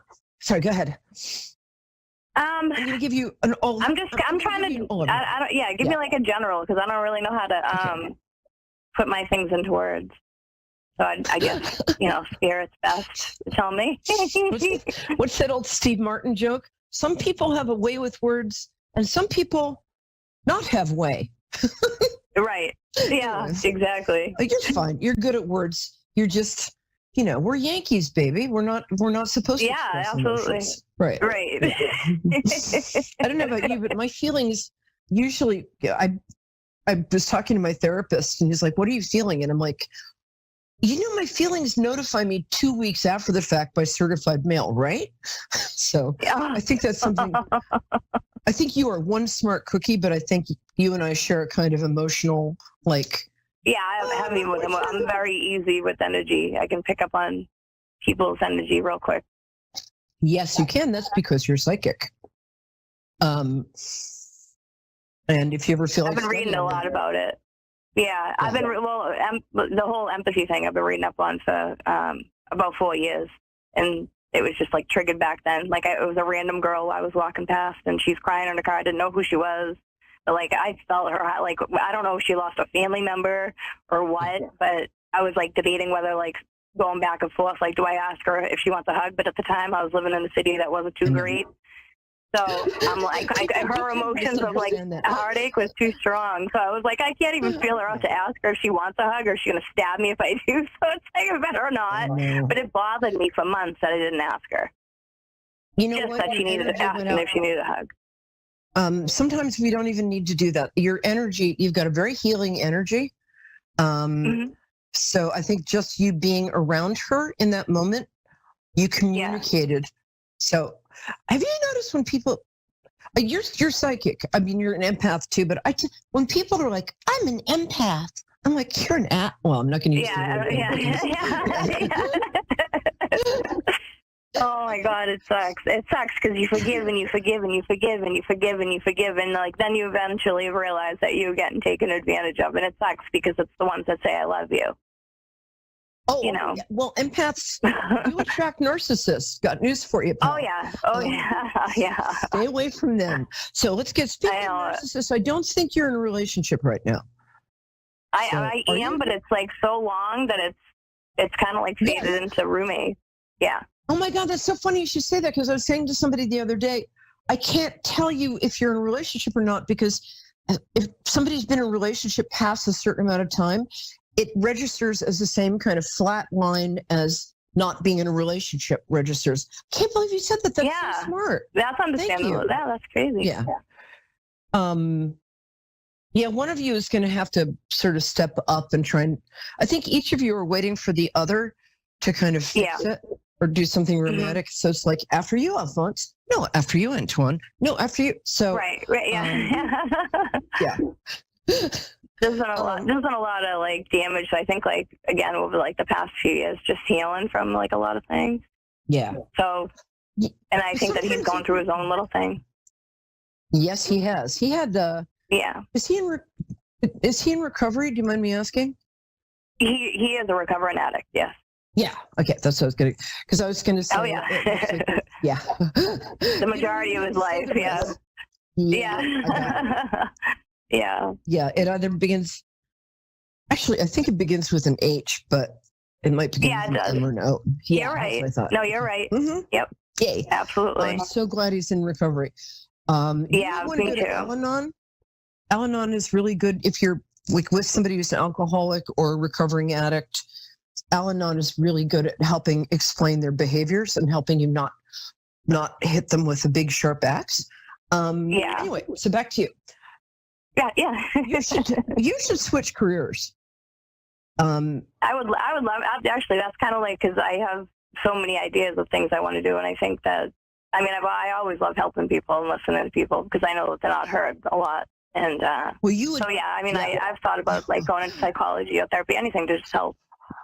I was going to say you would be a terrific either forensic psychologist or child psychologist. You have a real gift with children.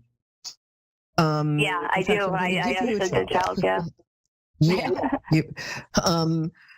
Yeah. Your family of origin. Your teen years sucked so bad. I don't even want to think about it. But yeah, they did suck me up. Oh my God. Yeah. But you've come through like a champ, dude. Because you're a Yankee. We're tough. Oh, I definitely made it through front and back, back and forth. Yes, for sure. There's not too much that surprises me anymore. No. I think I can actually see you doing this. Sometimes there are a lot of scholarships and stuff available that we don't even know about. There's a Pell Grant, which will pay for stuff like that. If you wanted to go back to school and become a forensic psychologist, I could see you like on a TV show about serial killers 5 years from now. No, talking about. Yeah, seriously? Just to be clear. Yeah, it would be good. Believe me, those are some of the things that I've thought of, just because if I can pick up on it a little bit better than others, then maybe it will be a big help, you know? And I just keep working at myself and working at Well, I my think you're abilities. much smarter than you know, is what Yeah. and I'm good at picking. Well, thank you. Yeah. You're really, I'm not kidding here. You're much smarter than you know. And I think in your family, you're kind of told to like stay small and don't outshine us, you know? Yeah. Yeah. My brother Like had 90 seizures seconds. every day, so it was like, it was always If you got something any like with him attention. growing up. He my got, producer just the, said, the vacations and stuff along, yep. it's your time to have attention. So I would Yeah. really think about, if not that, and so I've got 90 seconds, so I'm going to talk really fast, but I'm a New Yorker, so that's good. The other thing, you'd be really good at something like cosmetology, if you wanted to learn how to do that and like open a salon or a shop or spa or something. Yeah, I could see it. That would, I I said, could see so it many different ideas. yeah. Pick one. Limitless. Well, here's the thing. A very famous genius artist said to me when I was much younger, when I was like, well, what should I do? I'm a singer. I'm an actor. I'm a psychic. I like pudding. Yeah. You know, he's like, pick one thing. I'm like, but what if I pick one thing and it's the wrong thing? He said, if you pick one window and stay at it, just stay at that window. And he meant pick one thing. He said, the world will come to you. You'll see the world. Yeah, just focus on one. Yeah, if everything you're supposed to do will come to you. He said, Right, if you stay in the same window for 10 years, the world can find you. If you run from window to window, nobody knows where the hell you are. So right. I got you. Where is she? Where's Lizzie? We want to give her some good stuff. Yeah, right. So, and you're multi-talented, so I get that. But your creativity, you can create. Oh, anyway, gotta go. Thank you. See you next week, sweetie. Bye-bye.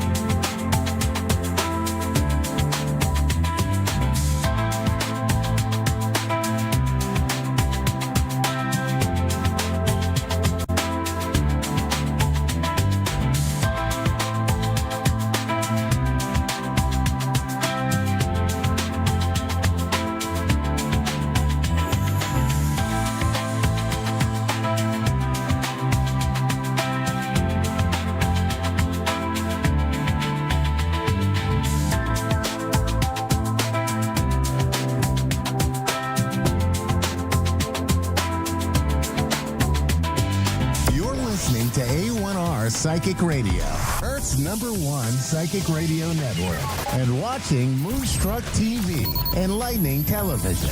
Welcome. Time for Energy Intuition Transformation with Sue Williams. Live from holistic-health.au. Connect direct. In North America, dial 888-454-2751. In London, 20-3519-2158. In Sydney, dial 02-8488-3147. Or online, contact us through our Facebook page, facebook.com/psychic radio. Or one of our websites, askoneradio.com or moonstruck.tv. This is Energy Intuition Transformation on A1R, the Ask One Radio Network.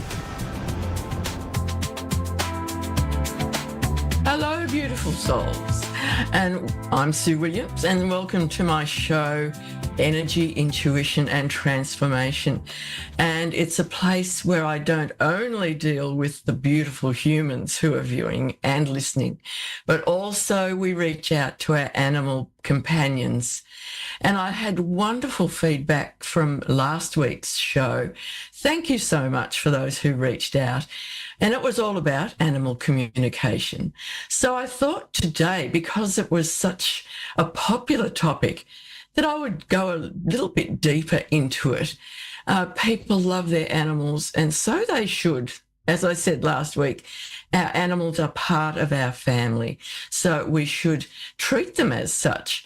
Treat them as sentient beings with feelings, thoughts and emotions, and do the very best that we can for them. And I thought another interesting thing I could do on this particular show is introduce you to a set of oracle cards. And I mean, who doesn't love oracle cards? And these are one's from a very special friend of mine who introduced me to animal communication. Her name is Dagmar Klingenbach, and her cards are messages from your animals. So I drew a card for us all today, and it actually is quite pertinent for what we were discussing last week. I ended my show with just a quick outline of how you can start to use your own intuition to connect with your animals. And I suggested that you sit in a nice, calm, quiet space. If you're out with big animals in the paddock, make sure you won't be interrupted by other animals coming to poke their noses in.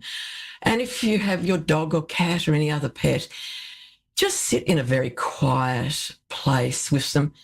Just send out the love to them. And this card is so perfect because the one I drew this week is be present. And that's what our animals are asking us to do. The card says, give your animal your undivided attention. So if you do want to build that intuition muscle, because it is like a muscle, the more you use it, the stronger it becomes. So if you want to do that, give your animal the undivided attention when you would like to communicate with them. And they like to communicate with us. Obviously, they come and wake us up sometimes. The dogs and cats jump on the bed and say, wake up, I want your attention. And it's not always just because they want to be fed. They want you to be connecting with them, have fun with them. And the horses are the same. As I said, I really love dealing with horses because they are so sensitive. They're huge, massive animals, 500 to 600 kilos for a large horse.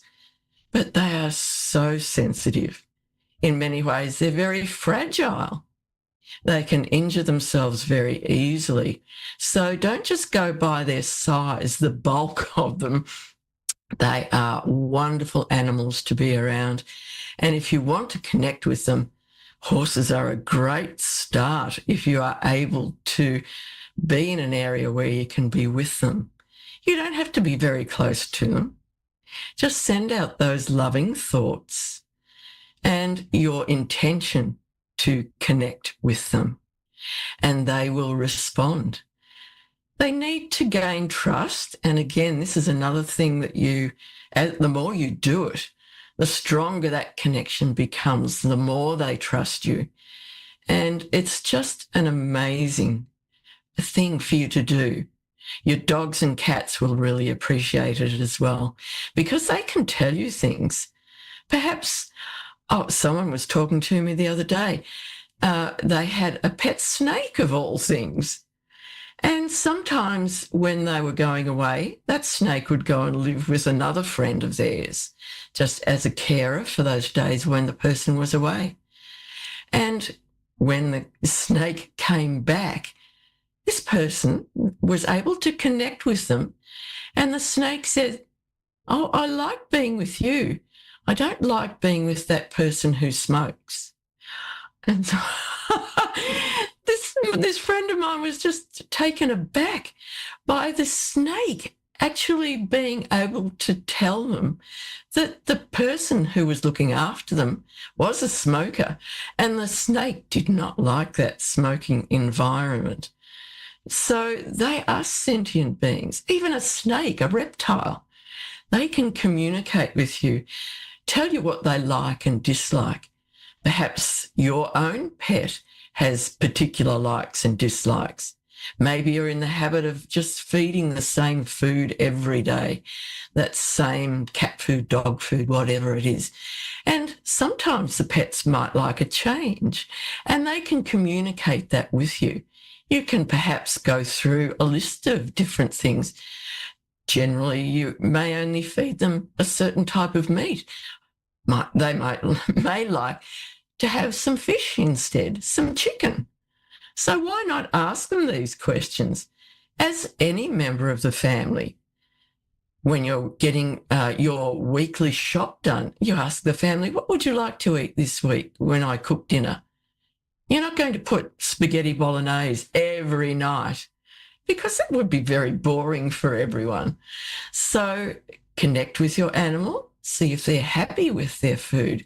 That's a very good place to start if you're wanting to develop your own intuition with your animals. And while I was thinking about Dagmar, who created these wonderful oracle cards, I was going back to some early training that I did with her, just to show you how amazing these animal connections can be. And when we were doing the training, she would set us homework. Homework one week was to connect with a wild animal. And I thought, that's very interesting. I wonder what wild animals have to say. So one day I was walking down the paddock, the field where my horses live, and we have a dam where the water is collected for the horses to drink. So we have a lot of water birds and other animals that are attracted to the water. And there was a swamp hen, a beautiful black-blue swamp hen with red feet, just standing there on the side of the dam. We tend to think of them as not very intellectual creatures. They have a very small head and their eyes take up a lot of their head. So I was thinking, it might be interesting just to speak to this beautiful little bird and see what that bird has to say. So I set my intention, I'll have a chat with you today. And it came through quite clearly and quite quickly that this little bird was willing to connect. But then the most fascinating thing happened after that. Instead of the bird speaking to me, a source from above came through to me. And source told me, keep doing what you are doing with these animals. They need a voice. And the work you are doing, this training you are doing to refine your skills, is what's needed in the world. So keep doing what you are doing. I'm watching over you, and I'm very pleased that you have taken this path, being on this journey to help the animals and give them a voice. And I was just so blown away by the incredible power of that message. And Source also said, I'm coming to you through this very simple being who is the perfect channel for me to contact you through. And I thought, how wonderful that the work I was doing was being recognised by the highest source that we can ever relate to. And I would encourage you all to start your journey on my website, holistic-health.au. I've put a link to where you can purchase these wonderful animal oracle cards made by Dagmar. The link will take you to her site, and you'll be able to find out more about animal communication as well as these beautiful cards. So you will be able to draw your own card each day and connect with your animal, because the cards come with a book that explains in detail every card. And it's a wonderful thing to have. So once again, if you do want to start this process, this practice of connecting with your animals, find that nice quiet space where you won't be disturbed. Pick a time when your animal is particularly calm, wanting just to sit or lie near you. If you're out with big animals, make sure that it's not a windy day, a rainy day when they're going to be distracted by the weather. And just set your intention.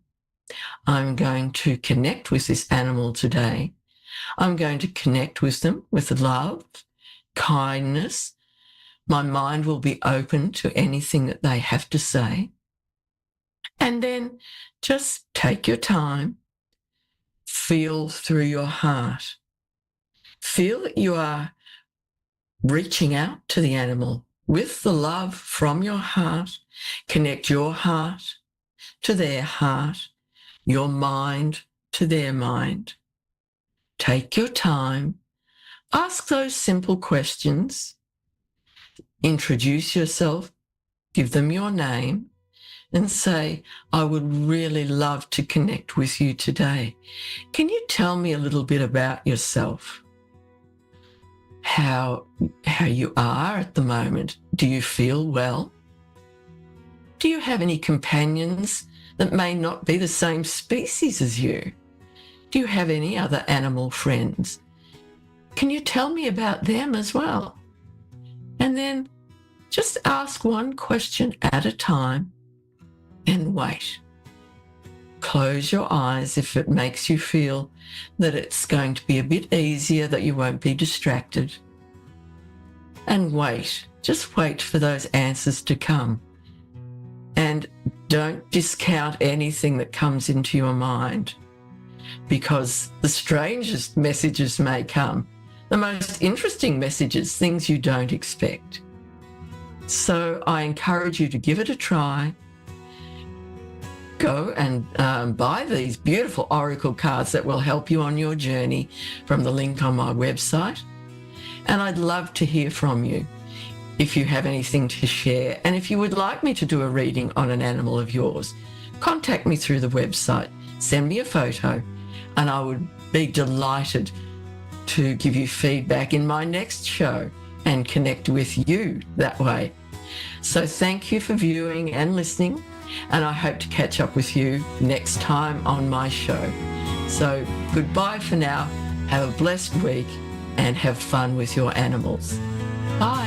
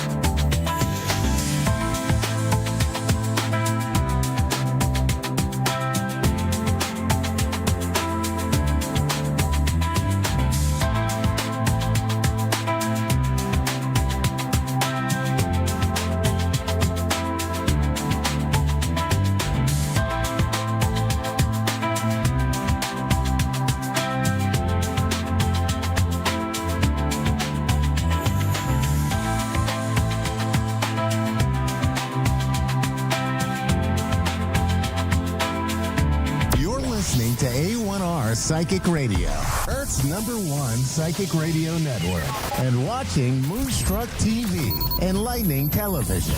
Welcome. Time for Mystic Medicine with Dr. Nikisha Faye. Dr. Nikisha Faye. Live from drnikki.com. Connect direct. In North America, dial 888-454-2751. In London, 20-3519-2158. In Sydney, dial 02-8488-3147.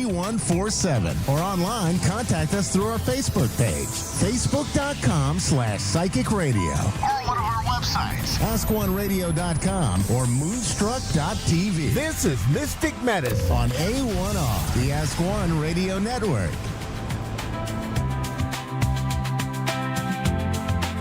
Oh, hello, everybody. Dr. Nikisha Faye here, mystic mentor, medicine woman, higher realm guide, here to be of service.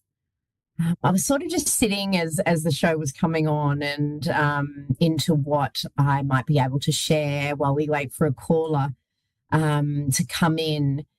And what came into my awareness was to speak a little bit to how we're not victims to disease.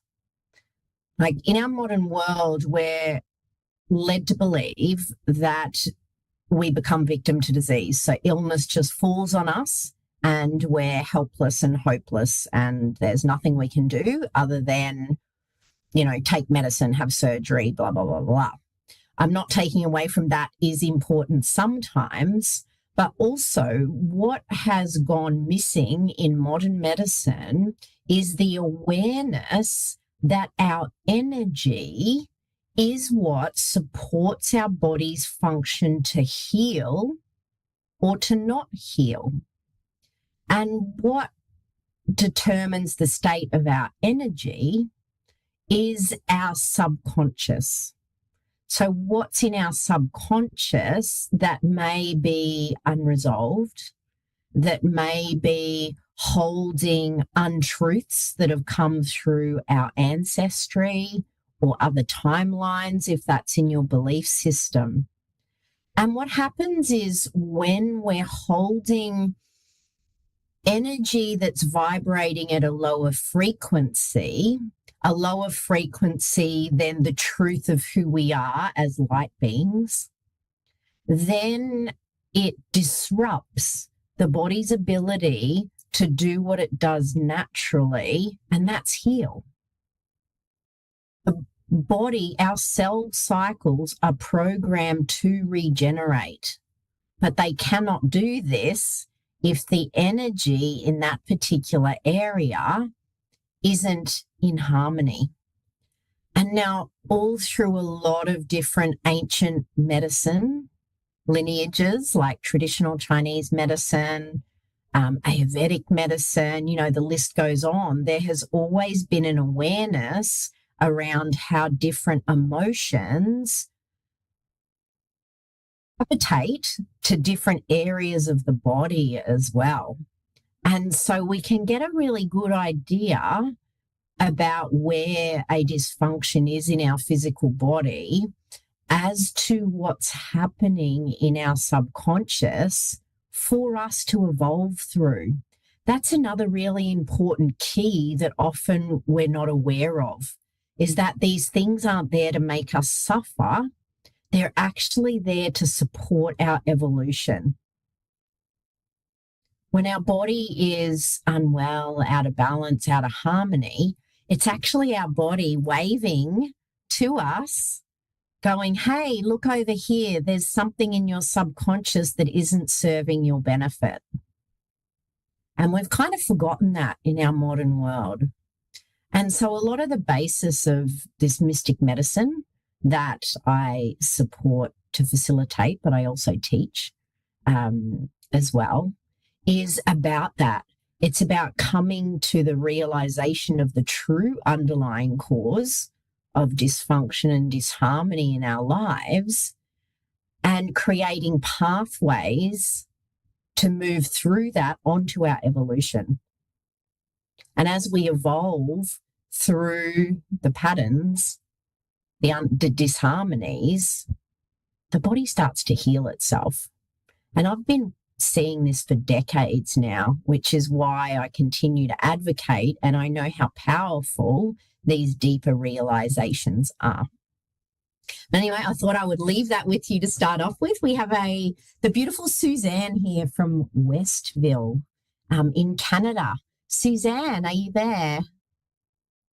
Yes, I am. Hello. Hi. What would you like to bring forward today? If you can, just a basic general reading, if it's possible. Sure. Yeah. Was there anything else, or you'd just like me to just tune into your energy? Yeah, just tune in to just tune into what's myself, Sure. if possible. Yeah. Yeah, sure, no problem at all. All right, so I'll just take a moment to do that. What's coming forward is your solar plexus, so the area right through the middle of your torso.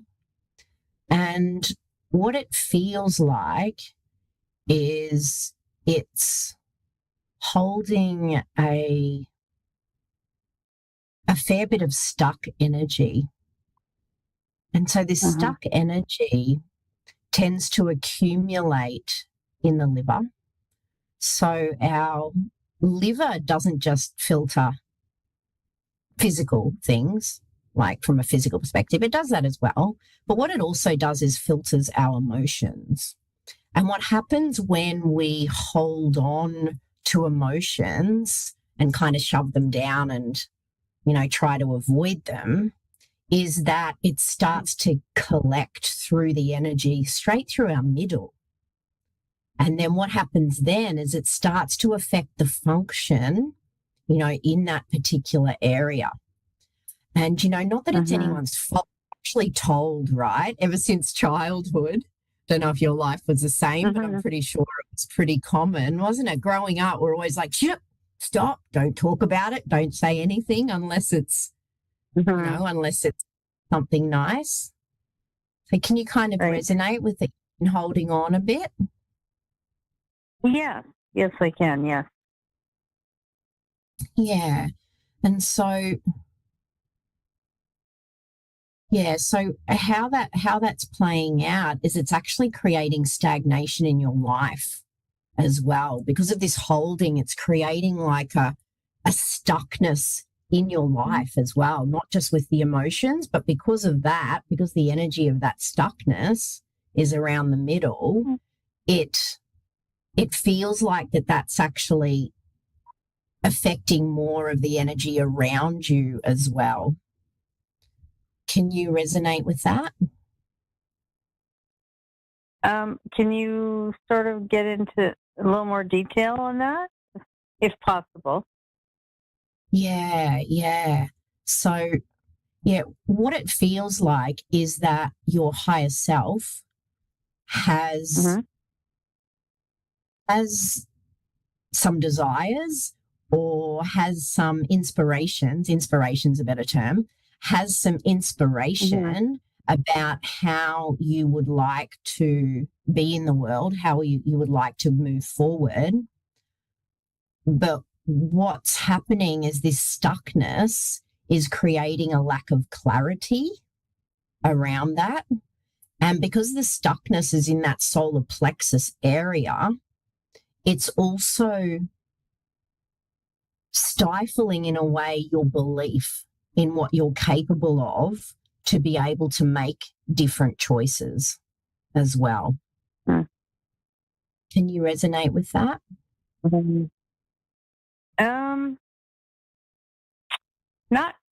Not really sure, to be honest. I'm pretty at peace with what my life is at the moment.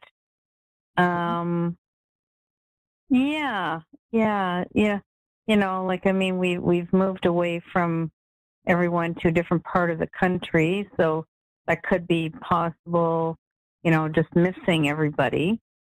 Yeah. But I don't know. Other than that, everything is pretty calm. Yeah, it feels like moving forward, not so much about the past. It feels like that there's some ideas that you might have about moving forward, but there's some stuckness around the belief in that being possible. Can you resonate with that? Possible, yeah. I mean, it's something to think about, of course. Yeah.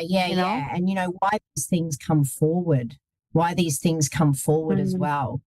And so, for like big picture, what it feels like is that whatever these stuck emotions are that are there, allow yourself the time to process them without necessarily making anyone right or wrong, because things are just as they are sometimes. And can you allow yourself to make peace with what was as the past, so that the energy is clear for a pathway to open up in front of you? Yes, I do understand that now. Yeah. Cool. Yeah, so that's kind of what I'm being shown. I can see this pathway, but there's kind of that stuckness like that. It's like a big brick. It's almost like they're showing, it looks like concrete almost that's there, and it feels like it's related to just holding on to some old stuff. It could be from the past. It could be, yeah. Yeah. So I'll just take a moment. Yeah. So I'll just take a moment and see.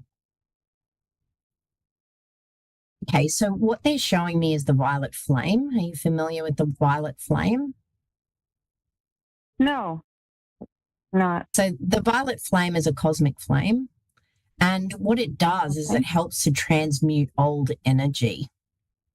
And so what I'll get you to do is, if you can take your awareness into your solar plexus, so just below your breastbone and above your belly button, in that particular area. Okay. And just imagine a brilliant violet flame. So like a flame, but violet in color. Okay. And as you imagine that violet flame moving through that area, all through the torso,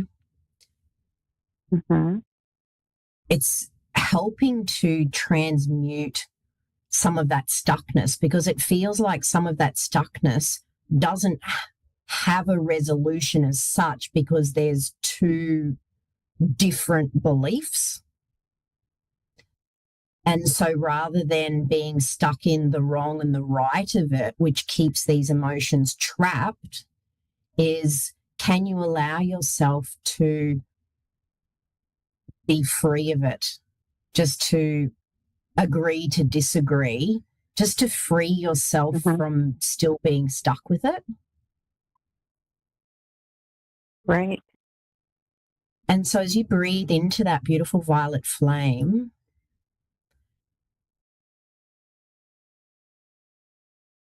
and you might visualize the violet flame just helping to transmute anything that's there.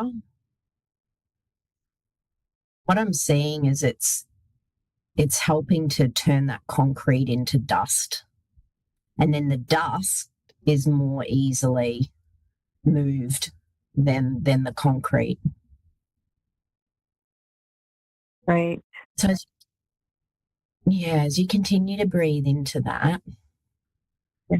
What's that feeling for you?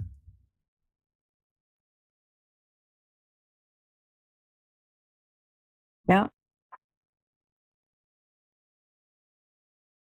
So if you can work with this every day for 5 minutes, Just allowing yourself to sit with it. And as you're sitting with the violet flame, allow yourself to feel into any old emotions and give them to the flame, give them to the violet flame. Just feel it and allow it to dissipate. If you can do that every day for 5 minutes for a few weeks, and you'll feel the energy in that space be a lot lighter. But then what it will also do is start to illuminate. There is a higher timeline path in front of you from where you are now, but at the moment it's just kind of clouded because of all that past stuff. Right. Okay. Yes. Amazing. Thank yeah. you. So if you just keep doing that every day for 5 minutes, it'll just keep working away at that. And then things will start to shift and you'll be able to see what's next for you. Okay, that sounds great. Thank you. All right, lovely. Take care. Take care. Thank you so much. Okay. You take care too. Bye-bye. Thank you. Bye. All right, we have Alina. Alina, also from this gorgeous Canada, British Columbia. Alina, are you there?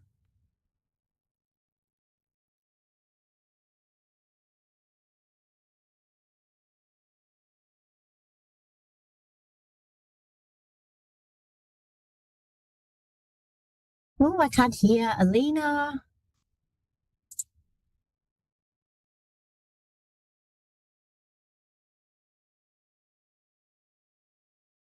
Alina, are you there, Alina? Oh, yes, I am here.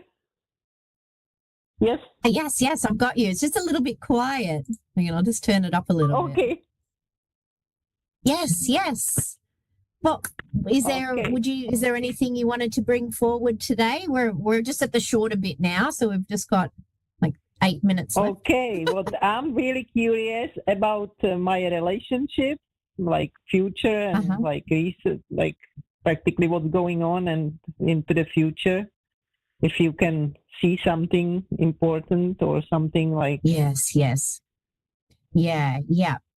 So what I'm being made aware of is to share with you that our relationships on the outside mirror how we feel on the inside. Yes. And so this relationship that you're speaking about will go better as you believe it to be possible to be better. Mm-hmm. It feels like there's still energy of past relationships holding in there. And if you can, be aware that the past is the past. And the only way that the past comes back to repeat itself is when we hold on to the old stories. Mm-hmm. And so, in this new relationship or potential what's happening, be aware of when your mind might take you to things that have happened in other relationships and realize that's other relationships and it's not the current one. Mm-hmm. And then that'll help that to have a clear passage to unfold in a different way. Mm-hmm.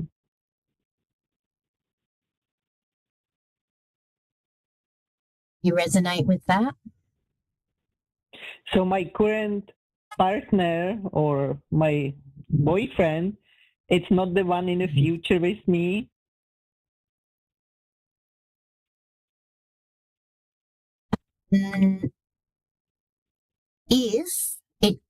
He can be if you allow the past relationships to stay in the past. Because it feels like what will create problems in this current relationship is you pulling stuff from past relationships and entangling it with this one. Okay. The future's not predestined. The future can change in any moment based on how we believe or how we behave. The future can change in any moment. There can be projections that are brighter than others, depending on how we're feeling in any moment. But what ultimately unfolds in every now is based on how we reflect into the world. Okay. Yeah. And so it's like, if you desire to continue this relationship, be aware of what's past relationships and try to untangle that. And what it'll do is it leaves a more cleaner, clearer energy for this current relationship to continue to flourish. Okay. But if you don't desire it to be so, then you don't need to do that either. So, you know, that's for your heart to decide. Yes, I know. But to keep it clear, just be aware of, is it old stories from other relationships that you're bringing in to cloud this relationship? Or is it actually something new from this relationship that isn't aligning with you? Most likely I need to rewind something new in this current relationship, because my previous was 21 years marriage, which ended up me getting the widow. So, yeah. But so if there's patterns of behavior from your marriage that were a bit annoying or didn't really align, but you just put up with it, right? When you're in longer term relationships, just being aware that you're not dragging that into a new relationship, because that's what kind of starts clouding the new relationship without it actually being the fault of the new relationship. And that's what causes a lot of relationship breakdowns at times, is because we're carrying the old stories of the past with us into the new. Okay. Does that help? Yeah. And if you go like if you're the best way to tune into your own higher wisdom about what's the best to move forward or not is to breathe into your beautiful heart space. And just breathe with me there now for a moment. And as you breathe into your heart space, seeing if you can connect in with that beautiful unconditional heart that's yours. That beautiful, compassionate, kind, caring heart. And as you breathe into that, really allowing yourself to feel that, feel the energy of your true heart. Beautiful joy and appreciation that comes with all of that, with your true heart. And as you sit with that and allow yourself to be immersed in your true heart energy,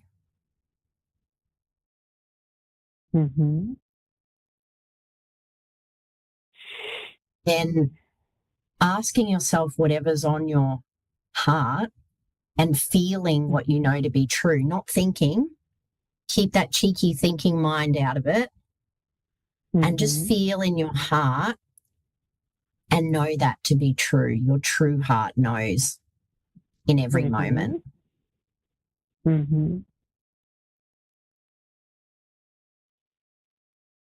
does that feel for you?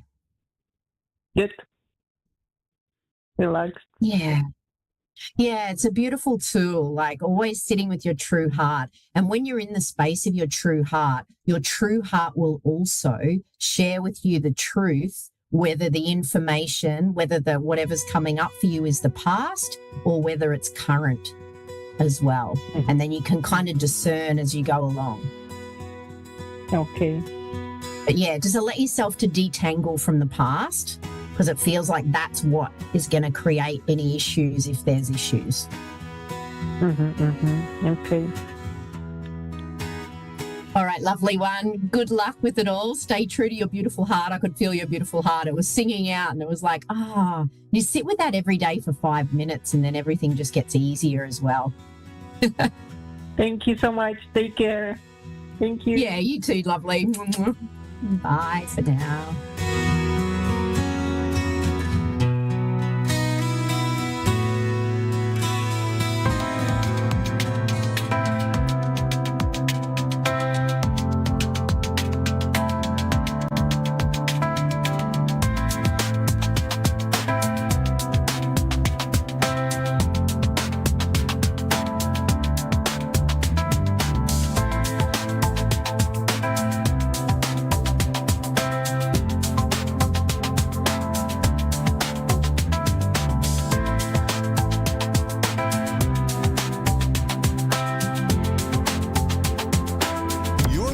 To A1R Psychic Radio, Earth's #1 psychic radio network, and watching Moonstruck TV, Enlightening Television. Welcome. Time for Stellar Parenting with Brandy Kahn. Live for BrandyCahn.com. Connect direct. In North America, dial 888-454-2751. In London, 20-3519-2158. In Sydney, dial 02-8488-3147. Or online, contact us through our Facebook page, facebook.com/psychic radio. Or one of our websites, askoneradio.com or moonstruck.tv. This is Stellar Parent on A1R, the Ask One Radio Network. Grateful that you've tuned in today. I'm so happy to have you here. Whether you're listening from your car, you're listening from your kitchen, or wrapped in a cozy blanket somewhere, I'm happy to have you here today. I'm Brandy Kahn. I'm an intuitive astrologer, and this is Stellar Parenting. I also hold a Master of Science degree in psychology with an emphasis in child and adolescent development. And I'm really passionate about helping parents to custom design their parenting approach based on their child's natal chart. If you are interested in having a session, I have a 5-week comprehensive program called the Stellar Parenting Method, and you can get more information about that on my website, brandycon.com. So for today's show, we're going to be talking about something really close to the heart, okay? We're going to be talking about signs from our loved ones in heaven, how they reach out, how we can receive their messages, and then how we can trust that love never dies. And after that, we'll talk about our transits for this week. And there's a really big transit today that's going to help you level up to reach another level. So you want to stick around, hang around for that. But first, let's start with the signs from our loved ones in the spirit world. So when someone we love passes away, we often wonder, are they still here with me? Can they hear me? Can they see me? And the truth is, our loved ones are not gone. They've simply stepped into another dimension. And it's another dimension that's just as real as this one, but it's not visible to the physical eye. And many times our loved ones will reach out to let us know that they are okay. And the signs that they send can be very subtle or incredibly obvious. But one thing's for sure, when you receive a sign, when you experience one, you feel it in your soul. And you know that it's not a random coincidence. So maybe you've had moments like this already. Maybe you've heard your loved one's favorite song out of nowhere. Maybe you found a feather, you see repeating numbers, or you smell their perfume. And today I'm going to talk to you about the most common signs that our loved ones send from the other side and how to recognize them when they arrive. So number one, we're going to talk about coins, especially pennies and dimes. This is one of the most classic signs from loved ones in the spirit world. So finding a coin in an unexpected place, like on your pillow or in your shoe, is often a message saying, I'm with you. And dimes in particular are very, very common. And I have a personal story about that. My father passed in 2016, and ever since, dimes will show up during emotionally pivotal moments. And this is how it started for me. So my dad passed in 2016. And about 3 weeks after he passed, I was going to bed late one night, still dealing with a lot of grief. My husband was on call at the hospital. He's a physician, so I had the bedroom all to myself that night. I didn't even have the strength to pull back the comforter and crawl underneath when it was time to go to bed. I just got my favorite blanket, laid on top of the comforter, and I went to sleep for the night. So when I woke up the next morning, I stood up from bed, and I remember hearing something hit the floor. I looked down on the floor, and there was a dime. It's almost as if someone had placed a dime on the blanket that I, chose to cover me up during the night. And I knew without a doubt that that was a sign from my father. And throughout the years, during certain moments after I've been talking about him or thinking about him, or during really emotional times, dimes will show up. So, for example, last week, I had a really vivid dream of my dad, so real, like he was almost there with me. And when I woke up the next morning, right on the floor by the bed, there was a dime. And I know that that was my dad's way of letting me know that he had really been there with me. So you too might find dimes, you might find pennies, and you might know that it carries a special significance for you from your loved one. The second sign, very common, feathers, especially white ones. So white feathers are beautiful symbols of purity and protection. And if you find one in an unusual place, like you find it inside your house somewhere, it could be your loved one saying, you're not alone. Next, we have music. So our loved ones will often speak to us through songs, through music. And sometimes their favorite song will come on just when you need to hear it, just when you need that comfort. Or you might hear lyrics from another song that will answer questions that you've been asking. So pay attention to that. Dreams. Visitation dreams are vivid. They're peaceful, and they are emotionally healing, and they don't feel like regular dreams. That's how you'll know the difference. They don't feel like a regular dream. You might wake up feeling as if you were truly holding your loved one. You were truly like you were giving them a hug, or they were speaking to you like they were actually in the room with you. And that will be because they were there with you. And next we have nature and animals. Those can be used as signs as well. So we're talking about nature and animals. Think about cardinals, think about bluebirds, butterflies, dragonflies. Okay, these can be used as spiritual messengers.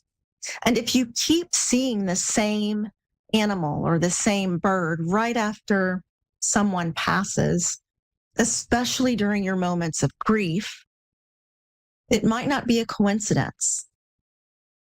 And then finally, another very common sign, electrical flickers or tech glitches. So there could be lights flickering, your phone going off for no reason, or music starting to play all by itself. Our loved ones can sometimes manipulate electricity to let us know that they're near. So these are just a few ways that your loved one could reach out to you from the spirit world. But the key here is to stay open, pay attention to patterns, and most of all, trust your intuition. If you feel like it's a sign, it probably is. Now let's talk about how to create a space for these signs to come through more clearly. Number one, I want you to say it out loud. So, and when I say it out loud, what I mean is I want you to talk to your loved ones, okay? Say their names, ask them for a sign, and let them know that it's okay for them to visit you, because spirit is always going to honor your own free will. Next, you want to make sure that you're keeping a journal of your signs. So every time you get a sign, every time you receive a message, write it down. And over a period of time, you'll start to see beautiful patterns that really reaffirm the presence of your loved one in spirit. And stay present, okay? So signs often come when we're not distracted. So it could be during a walk, while you're washing the dishes, while you're resting. The more present you are, the easier it will be for you to recognize those signs when they are given to you. And really here, I want you to trust the unseen, okay? We live in a society that really prioritizes and values logic over intuition. But love and spirit operate in a world beyond logic. And if something brings you a sense of peace or comfort or joy, then it's real. It's real for you. And that's the only validation that you need. So if you've been longing to feel your loved one's presence again, I want to remind you of this. They are not gone. They are not far. They walk with you in every step of your journey. And when you pause, breathe, and listen, they're right there with you. So as you move throughout your day, I want you to keep your heart open and I want you to look for signs. Spirit speaks to us in whispers, in songs, in dimes, in dreams. So keep your heart open, look for the signs, say hello and thank you when you receive a sign. And most of all, I want you to know that you are deeply loved on both sides of the veil. Okay? So those are some of the most common ways that we will receive signs from our loved ones in the spirit world. And I invite you to, if you receive a sign, talk to someone about it, share it with a friend, share it with someone who is not going to laugh at you or they're not going to invalidate you. Talk about what you're receiving, but when you share, do it with someone that is going to respect where you're coming from without making you feel as if you're making it up or you're imagining it. So let's jump into our transits for this week. Today is Tuesday, May 20th. We have the sun at 29 degrees of Taurus, sextile Saturn, 29 degrees of Pisces. And this is really a great transit for getting things done. You'll be feeling really focused. You'll be feeling very disciplined. And this is an ideal time to knock out anything that needs to be done, especially when it comes to work or career, because you've got Saturn, the planet of discipline, commitment, and consistency, adding his energy into your life. And the sense of discipline and structure that he gives can really complement your sense of self. And this can help you to channel your energy into something long-term and worthwhile. So 3 things that I want you to do. This transit is for today. Even tomorrow, you'll still be feeling the energy. I want you to set long-term goals, clarify what you want, and take practical steps towards your goal, especially around your professional advancement or career advancement.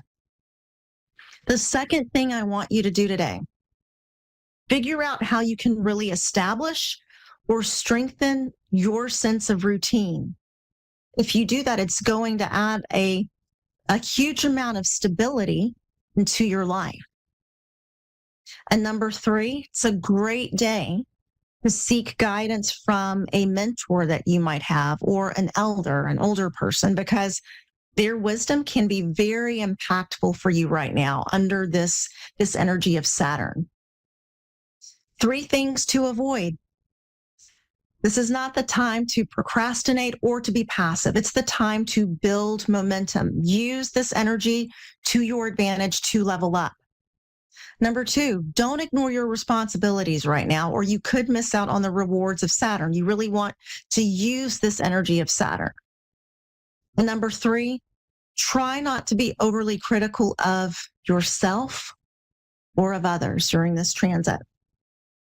Also today, Tuesday, May 20th, It's Gemini season. The sun moves into the air sign of Gemini. And with this move, the collective energy is going to shift into a much more social mode because Gemini is ruled by Mercury, and Mercury rules communication, thought, and learning. And this is going to bring more of a desire to connect, to network, and to learn new things. So 3 things I want you to do this month over the next 4 weeks. I want you to write, speak, and share your ideas. And that could be through journaling, that could be through social media, podcasting, or public speaking. I just want you to realize this is a great time to express yourself. Number 2, learn something new. So over the next 4 weeks, take a new class or read about a new topic. Expand your horizons that way. Number 3, you could travel or take a short trip because Gemini rules short journeys. And so right now, exploring your local area could bring a wave of fresh inspiration. 3 things to avoid during Gemini season. Okay. I want you to avoid overcommitting or scattering your energy because doing too much can lead to burnout. So please remember that. Number 2, remember, it's not time to gossip or to overshare information. So Gemini loves to talk. Gemini loves to connect and communicate, but be mindful of spreading rumors or giving out too much personal information. And number 3, try not to get stuck in your thoughts. Gemini is an air sign, and air signs are all about the mental aspect, thinking, how we communicate, how we relate to others. So try not to get stuck in your thoughts with all of this energy of air around, okay? Because if we get stuck in our thoughts, it's too easy to disconnect from our physical bodies. So I want you to make sure with all of the mental aspects, things that you will have going on this month, that you're still remembering to ground, to use grounding energy on a daily basis. For Thursday, May 22nd, Venus will be at 15 degrees of Aries, trining Mars at 15 degrees of Leo. Now, with this combination, there's harmony between the energy of Venus. And Venus represents our relating principles. She represents love, beauty, finances. And Mars is going to be all about action, passion, and enthusiasm. So with this combination between Venus and Mars, this is a great transit for romance, for creativity, and for collaboration. So 3 things that you can do during Venus trine Mars on Thursday. Number 1, you can explore or deepen romantic connections. And you can do that even if you're married or single, okay? Because it's an ideal time for passion, to feel that magnetic chemistry between you and someone that you love. Number 2, it's a great time to initiate creative projects. And that can be through music, it can be through painting, dancing, writing, or designing. Because artistic expression will flow easily during this time. And number 3, I want you to feel free to upgrade your appearance if that's what you feel called to do. Because style, Venus rules beauty, okay? And Mars rules boldness. So don't be afraid to change your style. Don't be afraid to try a new look or to go for a makeover. 3 things to avoid. I don't want you to be impulsive in love or money. The energy will be magnetic. Just like I mentioned a moment ago, the energy will be very magnetic with this Venus-Mars trine. But don't let the chemistry override your sense of discernment if something feels off. Also, number 2, I want you to watch out for overindulgence. Pleasure is amplified, but I want you to remember not to overdo it. And number 3, it's not the time to have fear. So if there's something that you've been wanting to do it with a sense of flair instead. And on Saturday, May 24th, We will have the sun at 3 degrees of Gemini, trining Pluto at 3 degrees of Aquarius. Now, when the sun trines Pluto, it brings a powerful yet smooth wave of personal empowerment and transformation. The sun represents our identity, our ego, our willpower, our vitality. And Pluto represents inner strength and profound change and intensity. So this is a really good transit to deepen your level of self-awareness. 3 things that you can do during Sun trine Pluto. I want you to really embrace your sense of empowerment. So you can step into a leadership role or claim authority somewhere where you've been playing small. It's time to step up. Number 2, dive into shadow work, okay? And uncover any unconscious patterns that may be holding you back and release the fear around those patterns. Number 3, it's a great time to clear out the old so you can detox your space, detox your mindset, and your relationships. And you can release anything that's been draining your energy. 3 things to avoid during this time. Controlling or manipulating others. Okay, I want you to avoid coercion or pushing people to do things your way. Also, try to avoid suppressing your emotions because Pluto deals with the deep and the hidden. So don't bottle things up. This is a really powerful time to face what you've been avoiding. And number 3, let's avoid power struggles, okay? So if someone tries to dominate or challenge your authority, I want you to respond with a sense of strength and maturity, but don't feed the drama. Also on Saturday, May 24th, Mercury will conjunct Uranus at 27 degrees of Taurus. Mercury rules communication and thinking patterns, and Uranus is the planet of awakening, change, freedom, and rebellion. So with these 2 together, the result can be electrifying mental energy, okay? So this can be a time when your mind works in flashes and breakthroughs rather than a sense of linear logic. So Mercury conjunct Uranus is perfect for genius level problem solving and for bold communication and for tech related innovation. But it can also lead to mental restlessness and nervous energy. So 3 things to remember this weekend. I want you to capture your new ideas quickly. Okay, so keep a journal or voice memo app handy because you might get a brilliant insight out of nowhere, but it will vanish just as quickly. And trust me on that, because that happens to me quite often. So I usually have to take out my phone and make sure that I make note of whatever information I just received. Okay. This is also a great time to collaborate with others and develop something new, whether it's in art, business, or problem solving. So any breakthroughs or insights that you receive, make sure that you take note of them immediately. It's just as quickly they could be gone. Number 2, I want you to speak or write boldly. So if you've been sitting on a radical idea or an opinion, this is the time to share it because your words can spark change right now. And number 3, I want you to stay open to sudden changes in perspective. Be willing to pivot or shift your mindset if a more blatant or efficient path appears. And 3 things that we're going to avoid this weekend. We're going to avoid speaking without thinking. So Uranus energy can be extremely impulsive.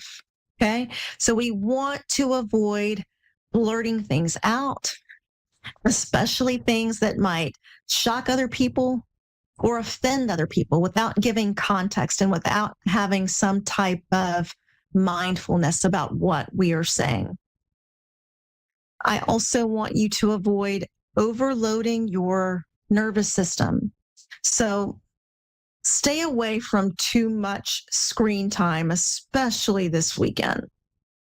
And try to avoid the multitasking. If that's something that you normally do, like me, during strong Uranus transits, I just can't handle it. It's too much. So if you're like me, take a break from the multitasking and do things a little bit more with an intentional approach, focused on what you're doing. And also a lot of stimulation. So if there's a lot of noise around you and that's something that kind of is triggering to you or a little bit destabilizing for you, that's something you're going to want to avoid this weekend. It could be even more acute on your system. And number 3, let's not argue just to be contrary.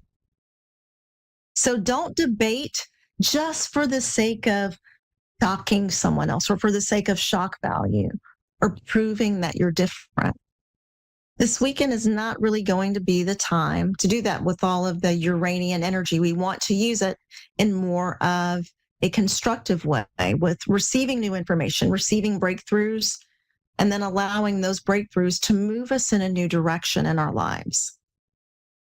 And finally, Saturday, May 24th, Saturn is moving into the fire sign of Aries. This is huge. Saturn has been in the water sign of Pisces. So when Saturn moves into Aries, remember Saturn is the planet of discipline, structure, long-term growth. He's going to enter the fire sign of Aries, and Aries is the sign of independence, action, courage, and identity. This is huge. And if you're not familiar, Aries, 0 degrees of Aries, that's one of the world points. So usually when we have a planet that moves there, 0 degrees of Aries, we could see significant world events as well. So this transit will mark a powerful shift from the slower, more spiritual or collective energy of Pisces into a time where personal responsibility, leadership, and self-assertion will take center stage. So Aries is the sign of beginnings, and with Saturn here, we are called to get serious about who we are and what we are building through our own initiative. So this transit will push you to become more self-directed, more resilient, more courageous, but not without challenges to your ego. So stay the course. And those are the transits for this week. I'd like to remind you the stars may guide us, but we hold the power to shape our destiny.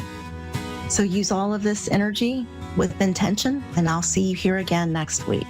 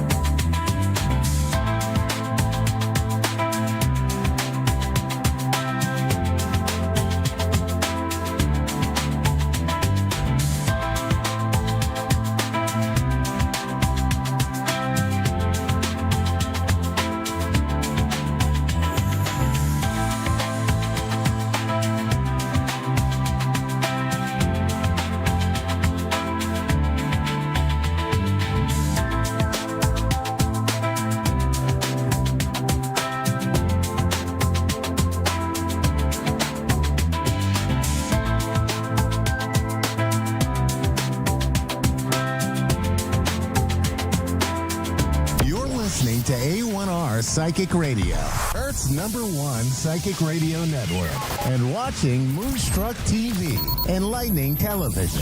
Welcome. And now, Reverend Elliot's Magical Window with Reverend Elliot.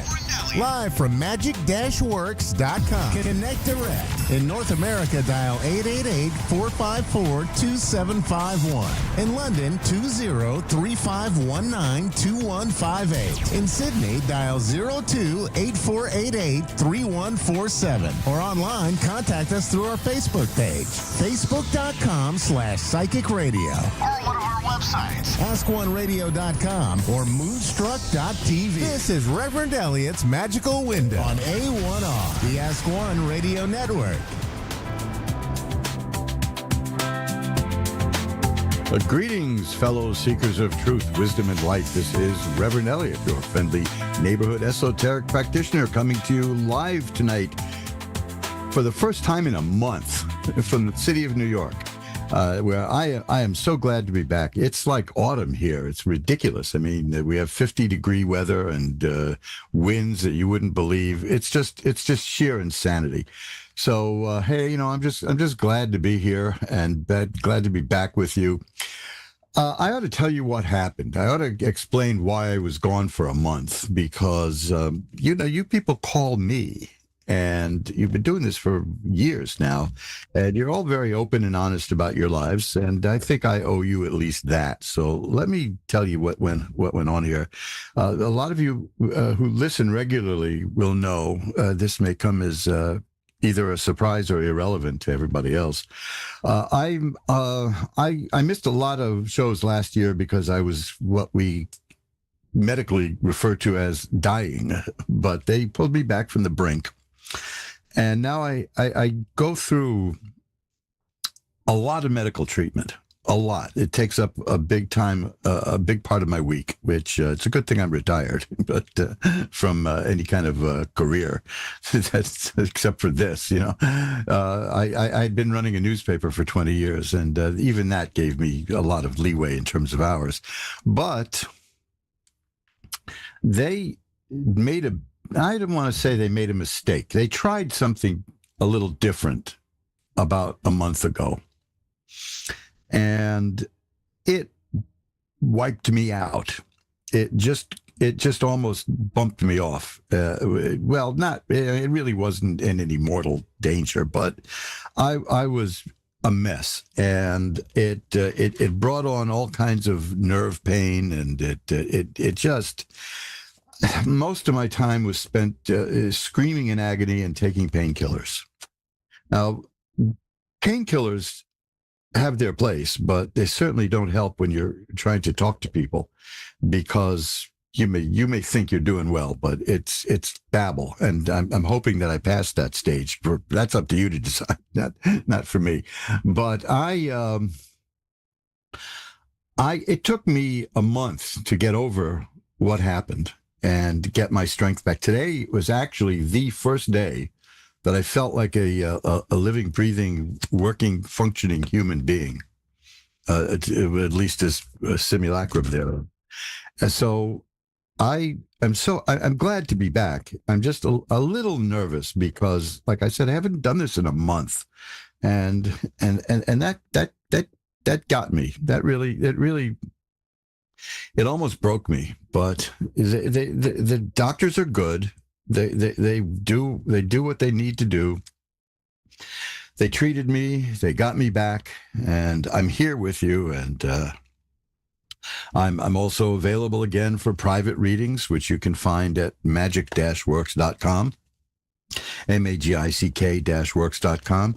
And if you want to know, keep up with anything I have to offer, offers of services or products, you can check me out at Twitter, where I'm at Rev Elliot, one word, capital REV, capital ELIOT.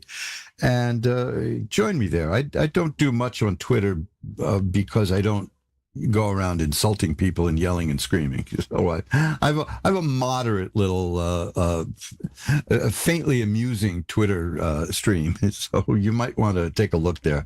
But I can answer questions, and I can provide services. And I don't obviously charge for that. But please feel free to follow me on Twitter at Rev Elliot, REVELIOT. And you can find other links at magic-works.com, which I had mentioned. So the long and the short of it is, I would have been terrible company this past month because I was really devolving. It was bad. They're not going to do that again. Well, they know what they did, and they know they're well. Let's not do that again. Was the attitude, which I wholeheartedly endorsed. But it's just one of those things that happens. It's nothing that had me scurrying to my lawyer. Believe me, if it was, I would have done that. But this, they're very nice people who are treating me, and very concerned people, and they just seemed to really fall apart when they realized what happened to me. But I appreciate that, and if I'd rather not be sick and dying, but if I have to be, I'd rather have these people taking care of me. Let me put it that way. They're wonderful people. And they're doing a well, I would say a bang up job. That doesn't quite sound right, but they're doing a swell job because, well, I wasn't swollen either, so we can leave that one out. But I'm back, and I hope to be back from here on in till the end of the year, and then we start the next year. I don't foresee any problems, but then again, I didn't foresee that a month ago. But it is so good to be back. I mean, I don't know. I did some planning while I was semi-conscious, so I'm working on things.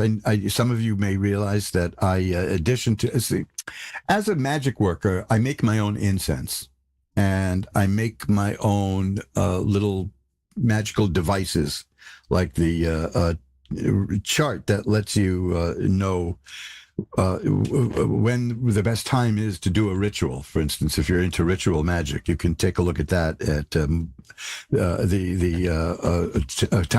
ritual timing calculator at magic-works.com.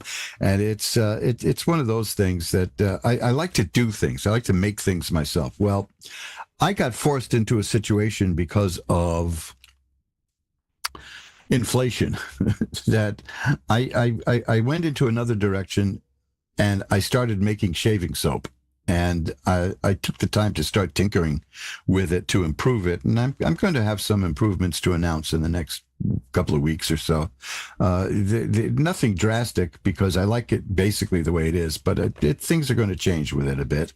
And if you like a good shaving soap, this is the one. I have no problems with the ones that I've made already, but I'm just going to see if I can gin that up a little bit. There were 3 really classic shaving soaps on the market that were low priced, and they were killed by inflation because they had a very low profit margin. And one of them, unfortunately, was Williams shaving soap, which had been around since the 1800s. And it was the first hockey puck shaped piece of shaving soap that would fit in a mug. And it's just a shame that inflation killed it, because they couldn't get too much money for that. It was just a simple basic soap like the one I make. And the others, so a lot of the soaps that are around are like, $18-19 a piece for things that are filled with gratuitous oils and scents. I'm not interested in that. I just want shaving foam and something that stiffens the beard, doesn't soften it. There's a lot of people who spend a lot of money for soaps guaranteed to soften your beard.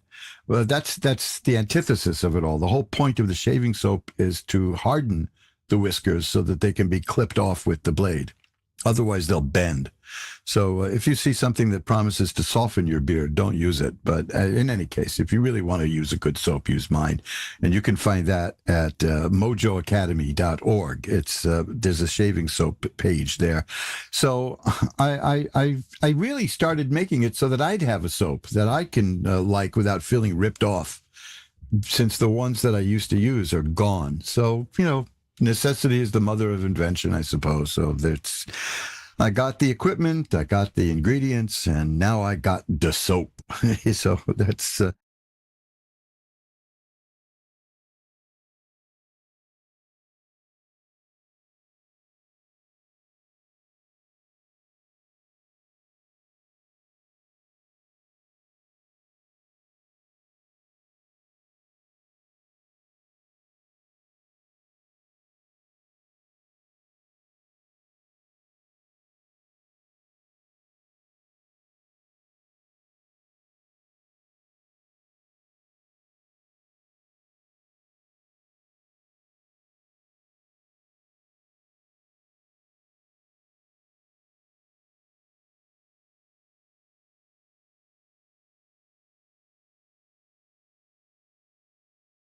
that's why I started making my own shaving soap, and it's probably more than you want to know about it, but that's like I said, necessity is the mother of invention, and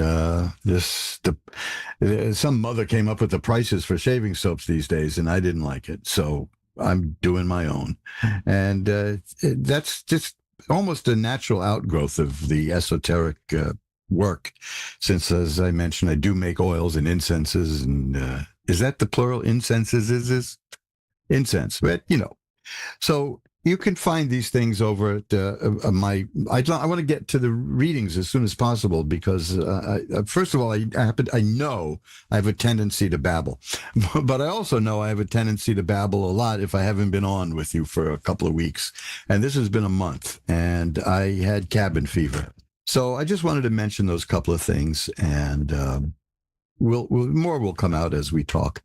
But if you want to find out more about what I do, if you've never heard of me before, well, I'm sorry to ruin your day, but here I am. And you can get to me at mojoacademy.org. That's for books, audio, video, and shaving soap. And you can find me at magic-works.com. magick-works.com, and you can follow me at Twitter at REVELIOT, capital R, capital E, Rev Elliott, and I'll be happy to connect with you. So let's get to the readings, because I haven't done this in so long. I want to make sure I still know what I'm doing. That's which is, that's always debatable anyway, but I give it a shot. So let's ring a bell 3 times to declare sacred space. Here we go. I know I rushed it, so it's like semi-sacred. But now we'll pull the curtain back on the magical window. And our first reading is for Chris in Kansas City, Missouri. Hi, Chris. You're on with Reverend Elliott.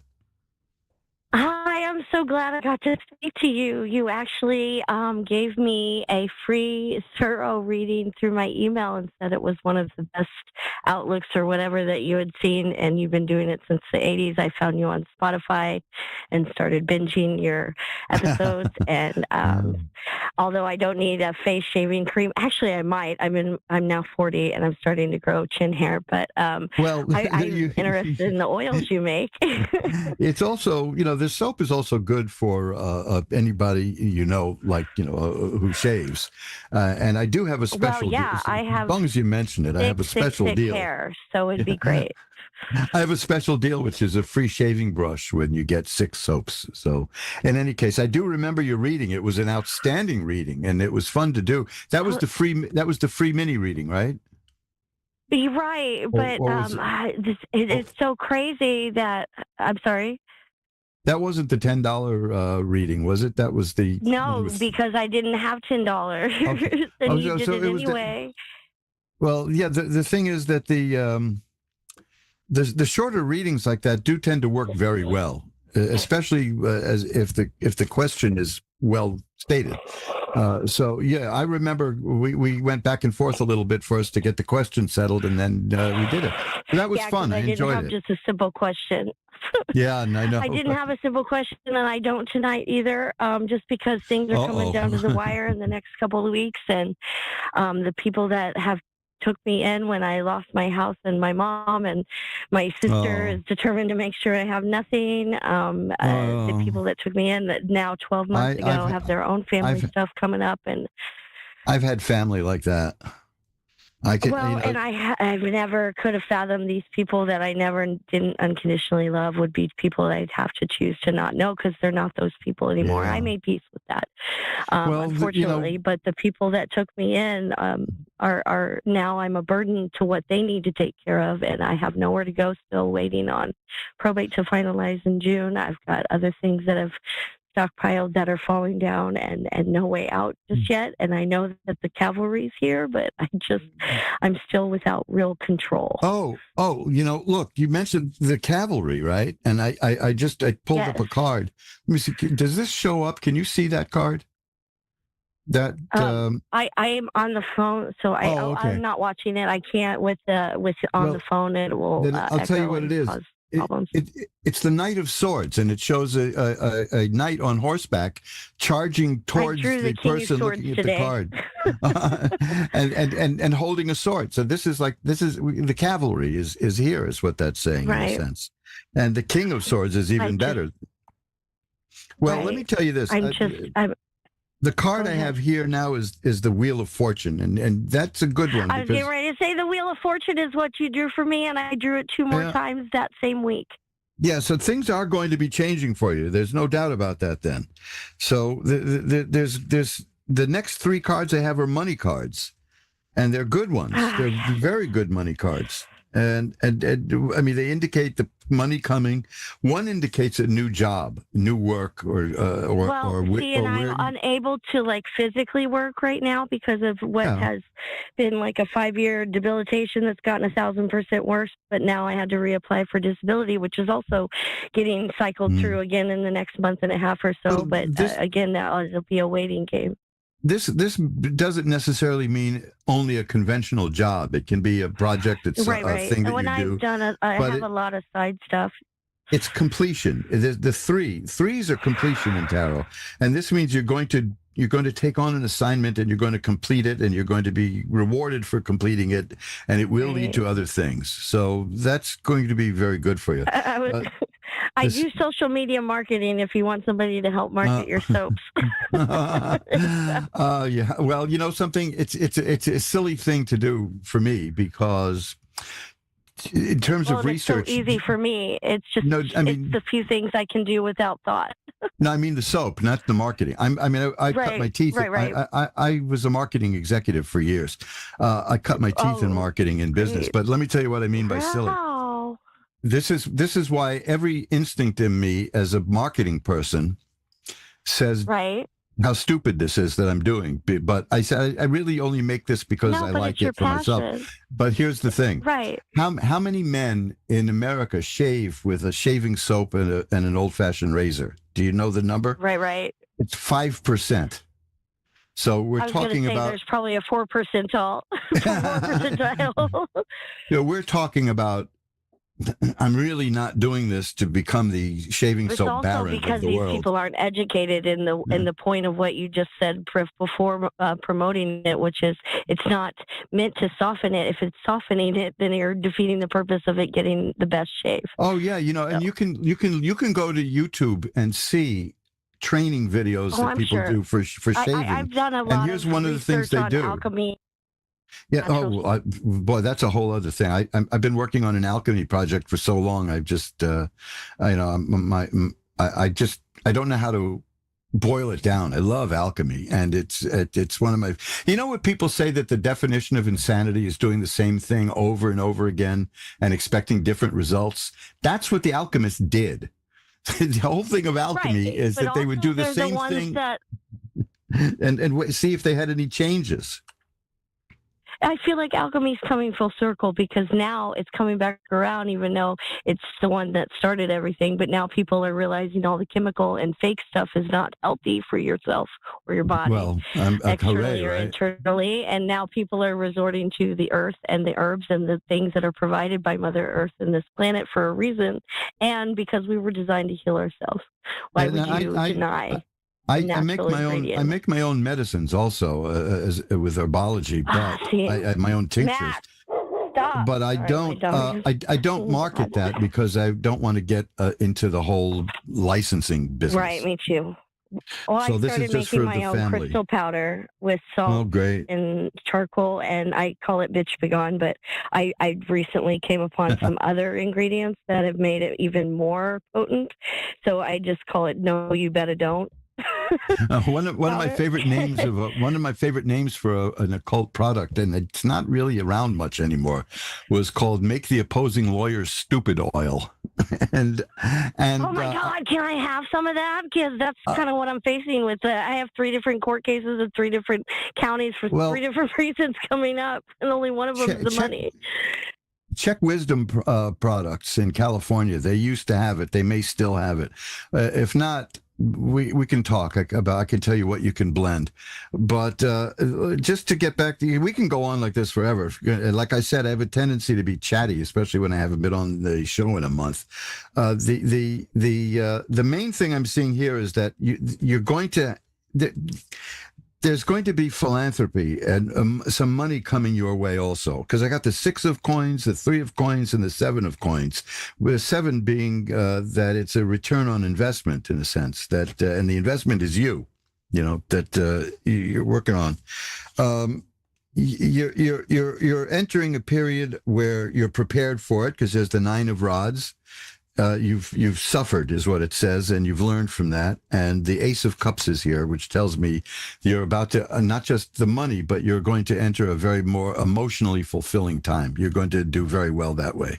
To finally start the mission that I was sent here for. Jesus Christ. I think things are coming your way. You keep in touch with me off the air, and we can chat on that.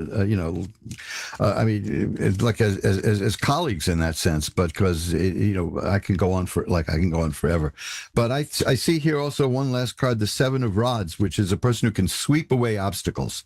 And you're working on it. You're doing it, and you're getting somewhere. And this is now the second time I've read for you, and it's always very positive, isn't it? Yes, but I'm still within weeks and days of the total hands tied behind my back thing. What is the one where the card with the swords where the girl is tied but her hands are kind of loose and she has the blindfold on, and she 8 of Swords. Yeah. Yes.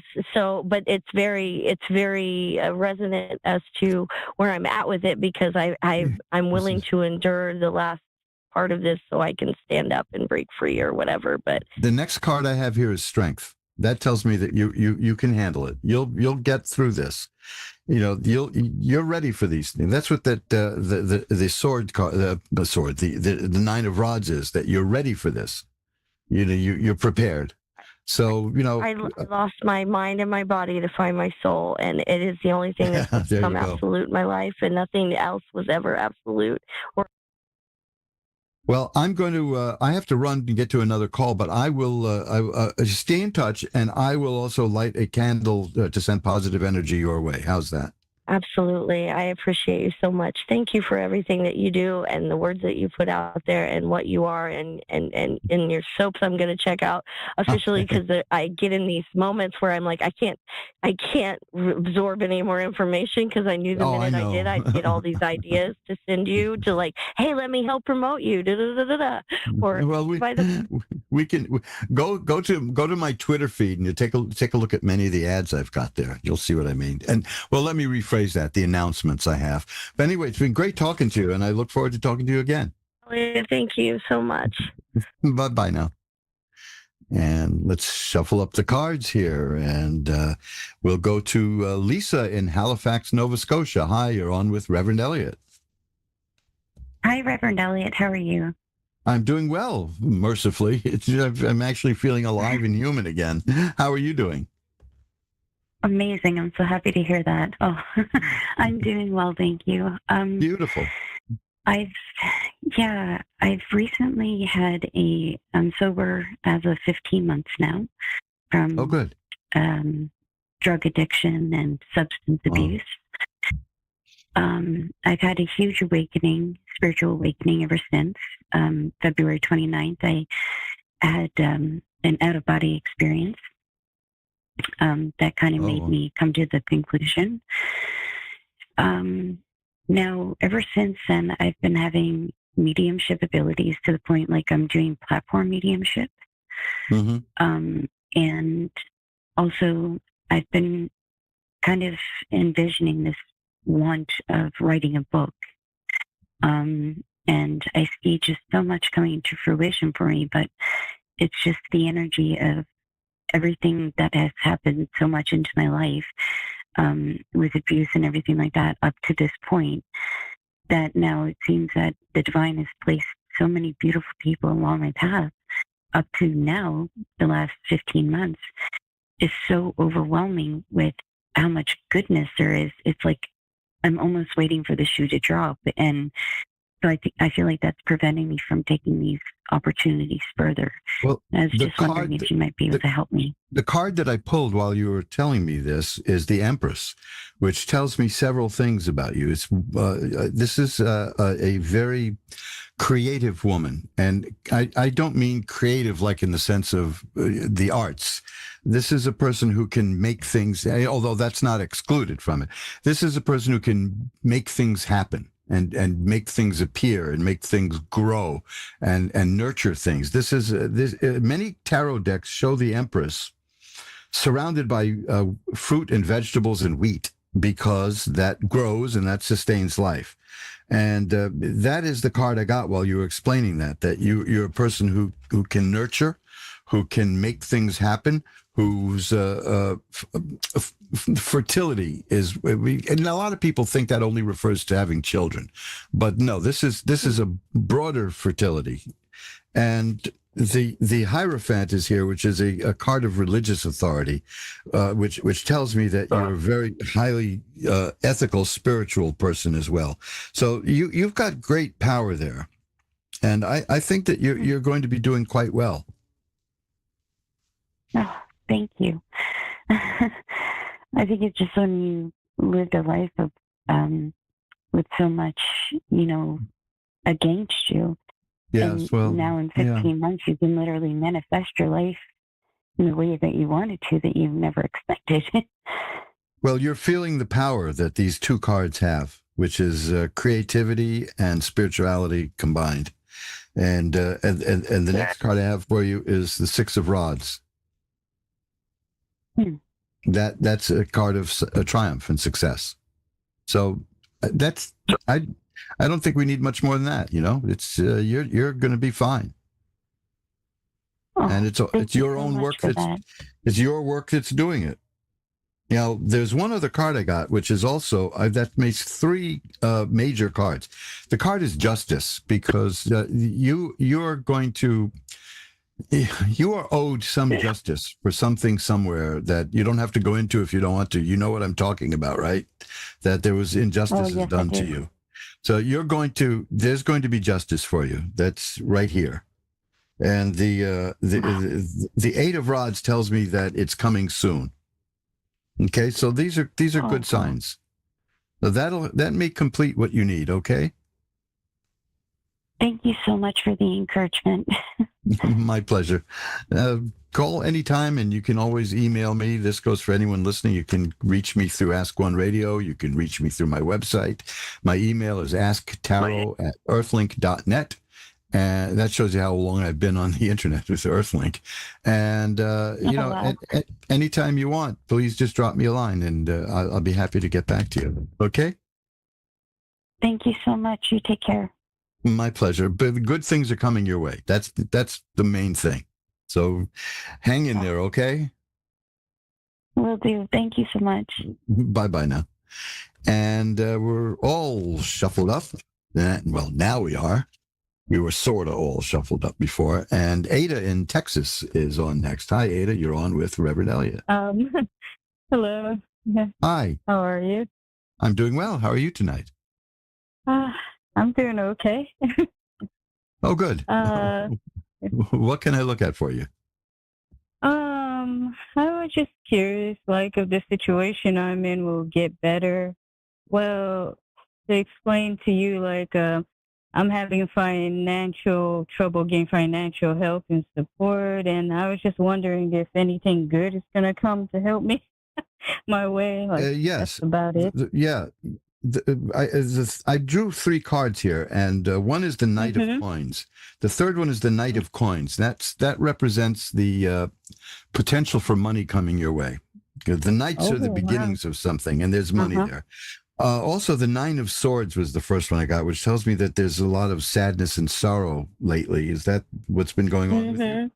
Yes, sir. I've been feeling quite depressed. I mean, because of the hard times and not having much help, That's the Nine of Swords. That's just a very sad card. And after that is the Eight of Rods, which I just had for the previous reader, which tells me that the next card, which is the Knight of Coins with the money, that's on the way. Something good financially is headed your way.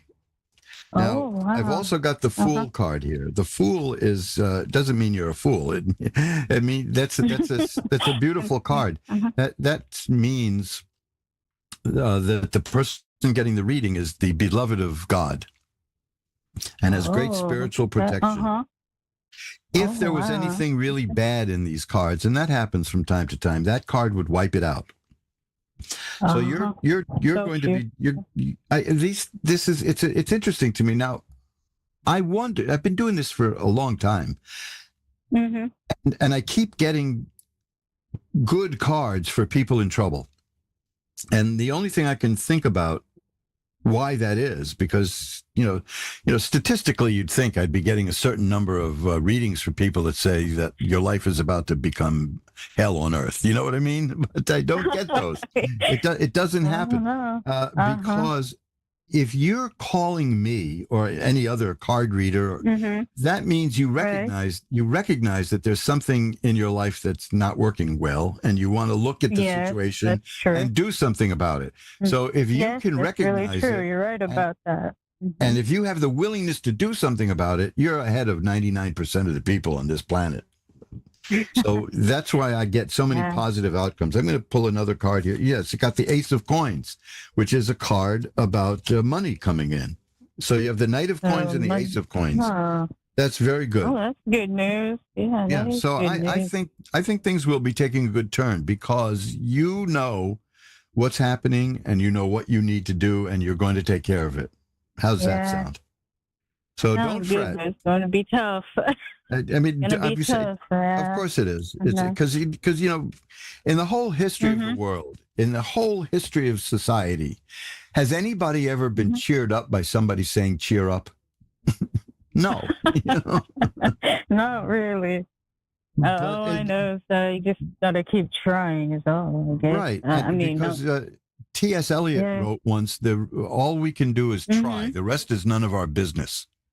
And I understand that. And the fact that you recognize that you're depressed and the fact that you recognize that there's something you need to fix, that, like I said, that puts you ahead of most people. So it's going to be very well. In fact, the next card I have here is the 10 of Cups, which is probably the happiest card of the deck. The 9 of Swords is a terribly sad card, and the 10 of Cups is very happy. It's a happy home and a happy family and all kinds of beautiful stuff. So hang in there because there's good stuff headed your way. You just have to get through the other garbage, because somebody once, I know. Long ago, a newspaper man who worked for Hearst was asked to define life. And he said, life is one damn thing after another. There you go, Sure is. Yeah, obstacles and always something. So we, look at, I was being treated for a medical problem. The next thing you know, I'm out for a month because these things happen. But I have indications here that things are changing for you and changing for the better. I have the Wheel of Fortune, and I have a card here that indicates that you're about to enter a new phase of your life. It's going to be a very big change.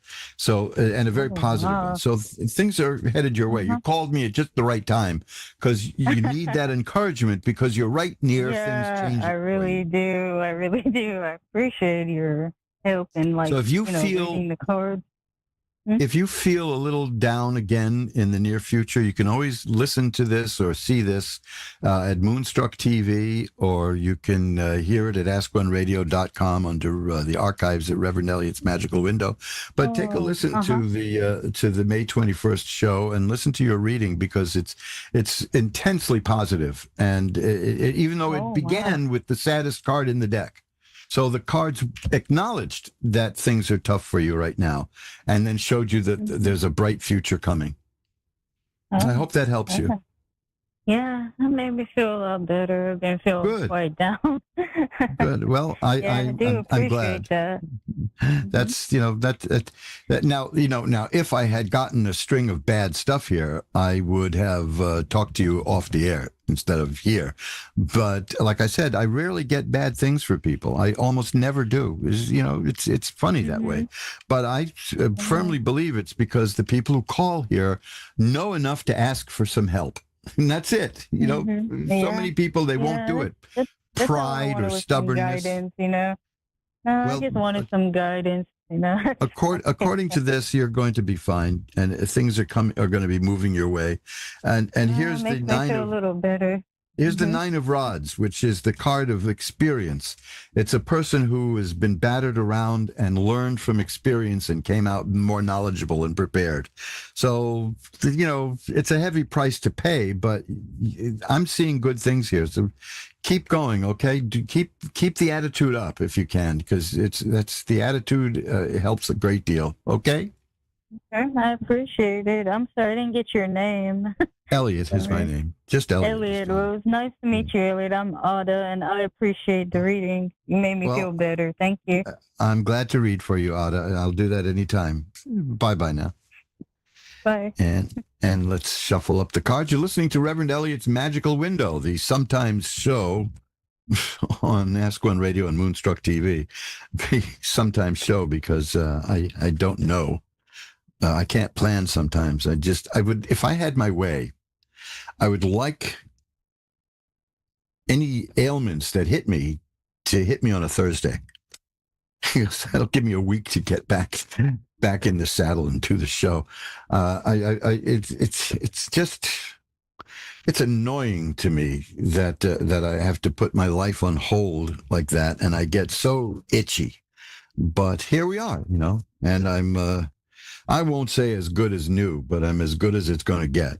Colleen in Oshkosh, Wisconsin. Hi, Colleen. You're next with Reverend Elliot. Hi, Elliot. How are you? I'm doing well, thankfully. How are you doing?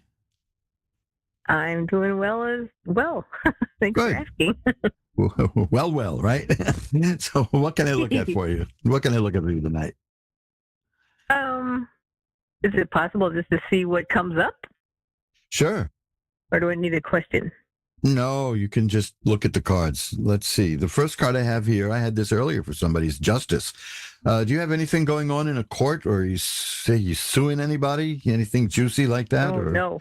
Okay, so then let's keep this on a metaphorical level. That maybe somebody did you an injustice at some point. You're probably going to get something for that. Let me just shuffle these up again, because I want to make sure they're fully shuffled since you asked me to look. Yep, there we go. It's funny thing is that I took a month off because of illness, and the cards turned into a brick. I had to pry them apart practically. I think they didn't like being neglected. So let's see what we've got. Okay, now let's cut the deck. And okay, this card came up a moment ago too. It's the Nine of Swords. It's a card of sadness. Have you had sad things happening lately? Not really. Okay, so let's... Other than lonely, maybe. Oh, okay. Well, that could fit there, but that's no big deal in this setup here, because the next card is also swords. It's the Six of Swords, and that shows how you're going to fix it. It shows a person on rough waters pushing a boat towards calm waters. So the idea, well, a lot of people take this card literally and think it means taking a trip across the ocean. It really refers to getting from where you are now to where you want to be in life. And where you want to be is you want to be happier. You want things to work out for you, and you're going to do that. I can tell you this though, the Four of Cups is here, and that's an interesting card. That means there's an opportunity that's going to come your way from an unexpected source, in a sense, because this person it's a card showing a person who doesn't see that there's a hand coming out of a cloud offering a cup.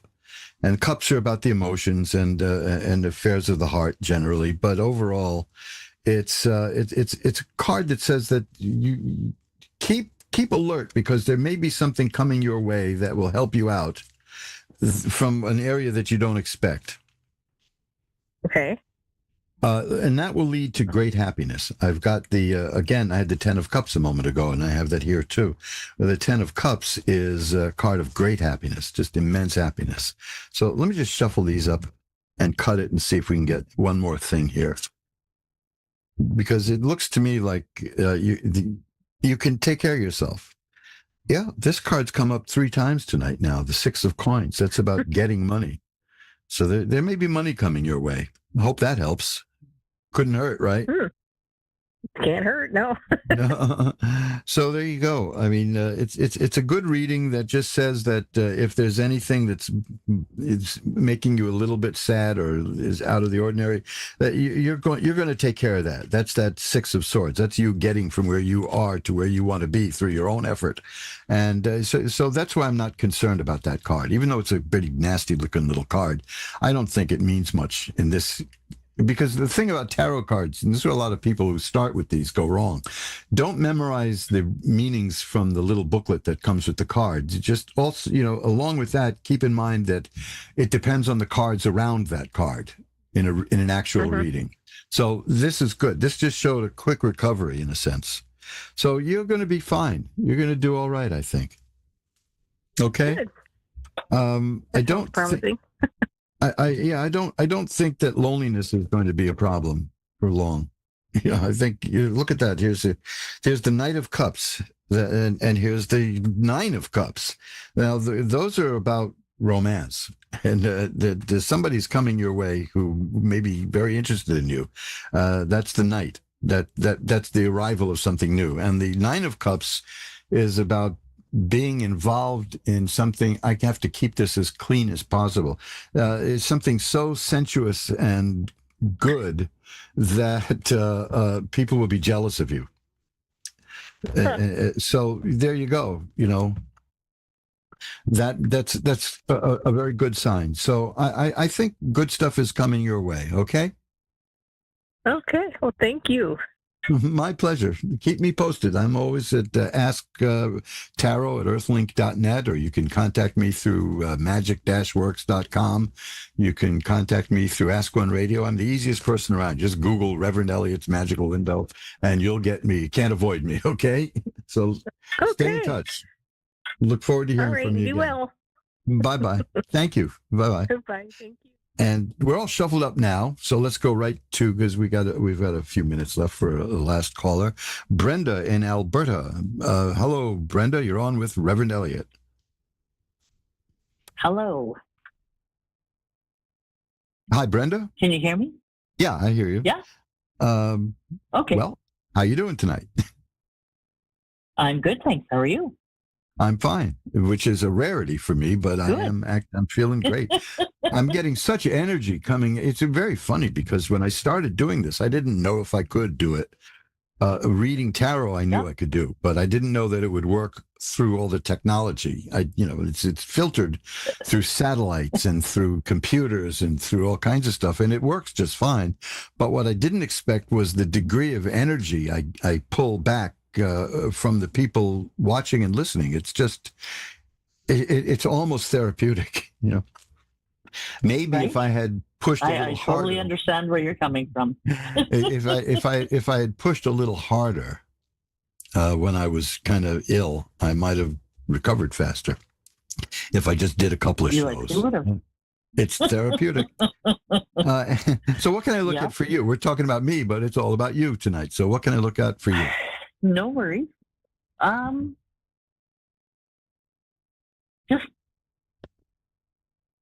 Let's just see what the cards pull. Okay. Wouldn't it be funny if the cards I'm said, going to leave "Look, it wide open. You're going to become our 51st state." Yeah. No, besides that. Yeah, because that's we're talking about a guy who likes to whip up the news people by saying outrageous things and they believe it, So I know. I think it's just funny the way that he can control the news cycle by saying something, let's face it, ridiculous, But it's tempting. You know what it is? It's like, to me, it's like, I've said this about him for years. It's like the guy who gets pleasure tapping the glass on a fish tank, and watching the fish scurry. Oh, why? What's the point? Yeah. Because it scares some people, but there you go. So what do we have here? The Star is here. That's a card of hope and optimism. And on one level, it's the arrival of a child. So I don't know if that's the kind of thing you're looking for, but that is one of the things that is represented in that card, although it's not the only thing. But it's about hope and optimism. So when you say child, does that mean like an actual child, or does that mean maybe even just the start of something new? No, this literally refers to a baby. Oh my goodness! Oh. But like I said, it's almost impossible. But okay, yeah, I know. That's okay. Let's keep going.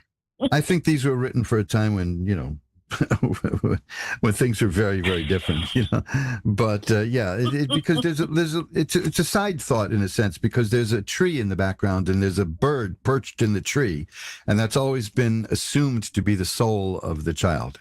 Now, I could also extend that and say that could be like somebody, a spirit guardian, watching you.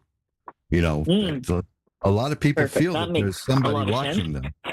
Yeah, so that's a potential thing there, because it is, as I said, a card of optimism and hope. The King of Cups is here, which tells me that you're a person who is not unduly emotional, but is in complete control of emotions.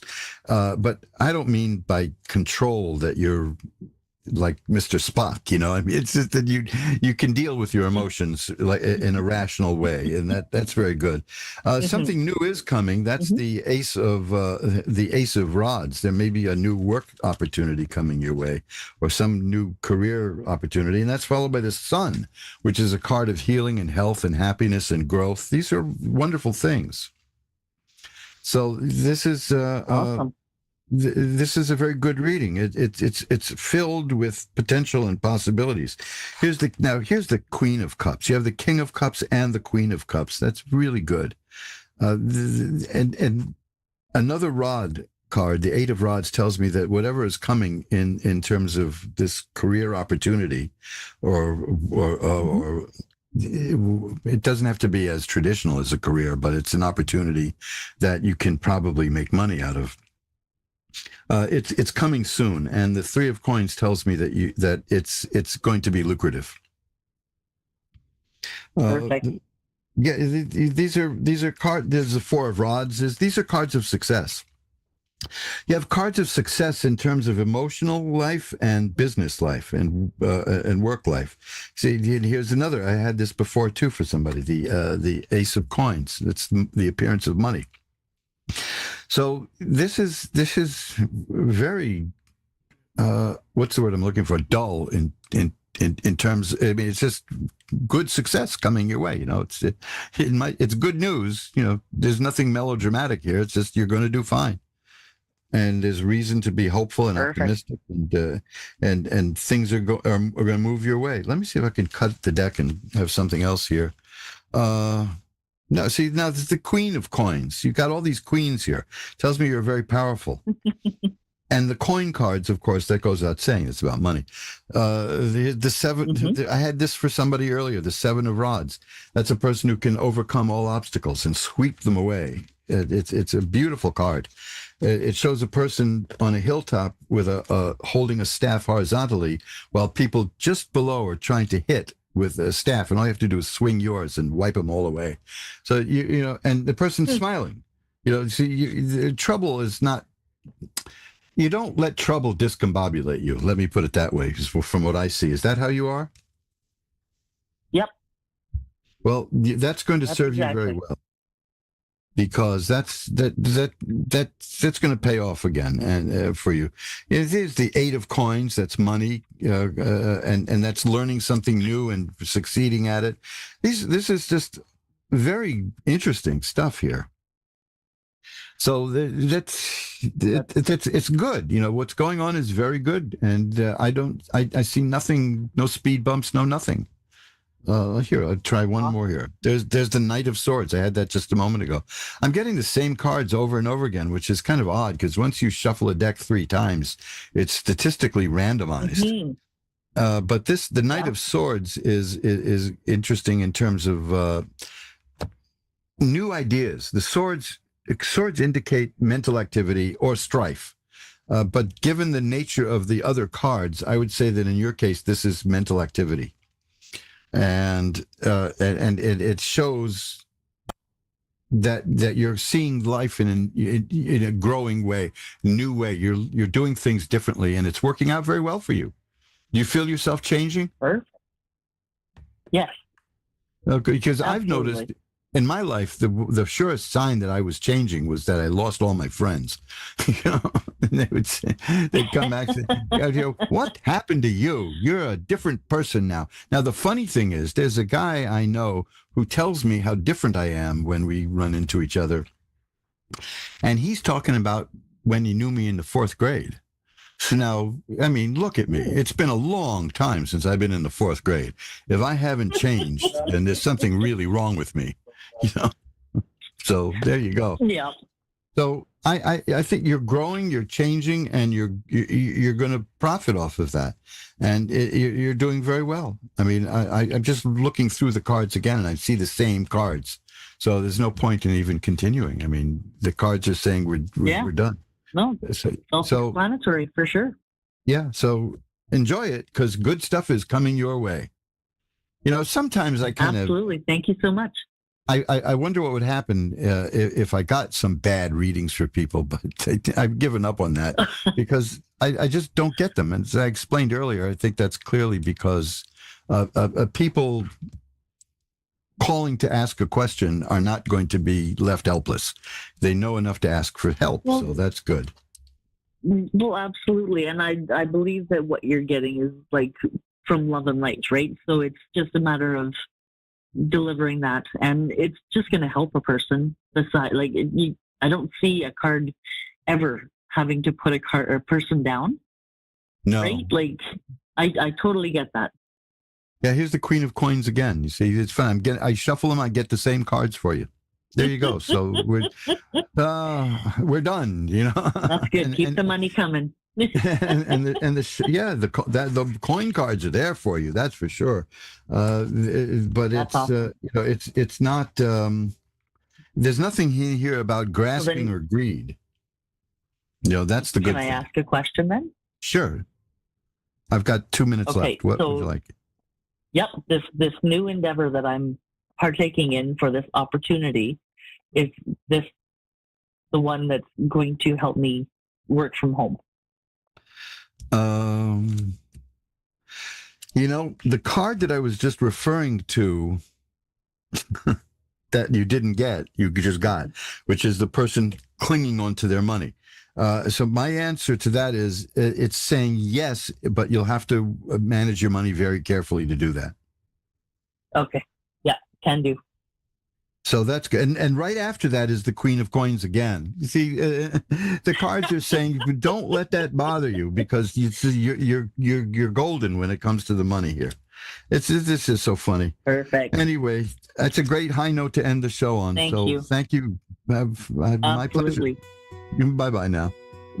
And that's it. We've come to the end of another edition of the sparsely recorded Reverend Elliot's Magical Window. If you want to know more about what I do, why am I shuffling up the cards now? Am I going to do a reading for me now? If you want to know more about what I do, go to magic-works.com, magic-works.com. And you can see more there. There's like 100 pages. There's movies there. There's all kinds of esoteric videos. There's a lot there. There's lessons there. There's all kinds of stuff, and of course, not everything is monetized. So I'm not directing you to the site so that I can sell you stuff.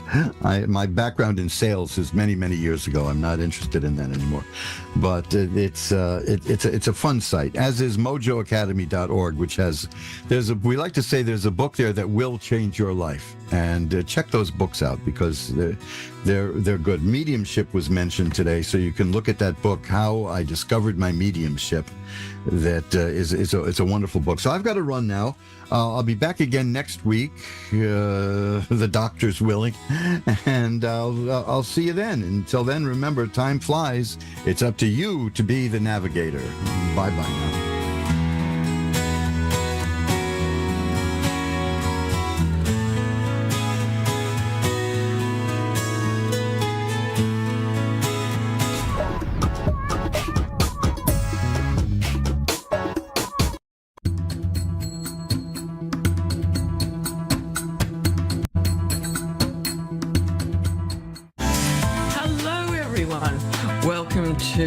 energy, intuition and transformation.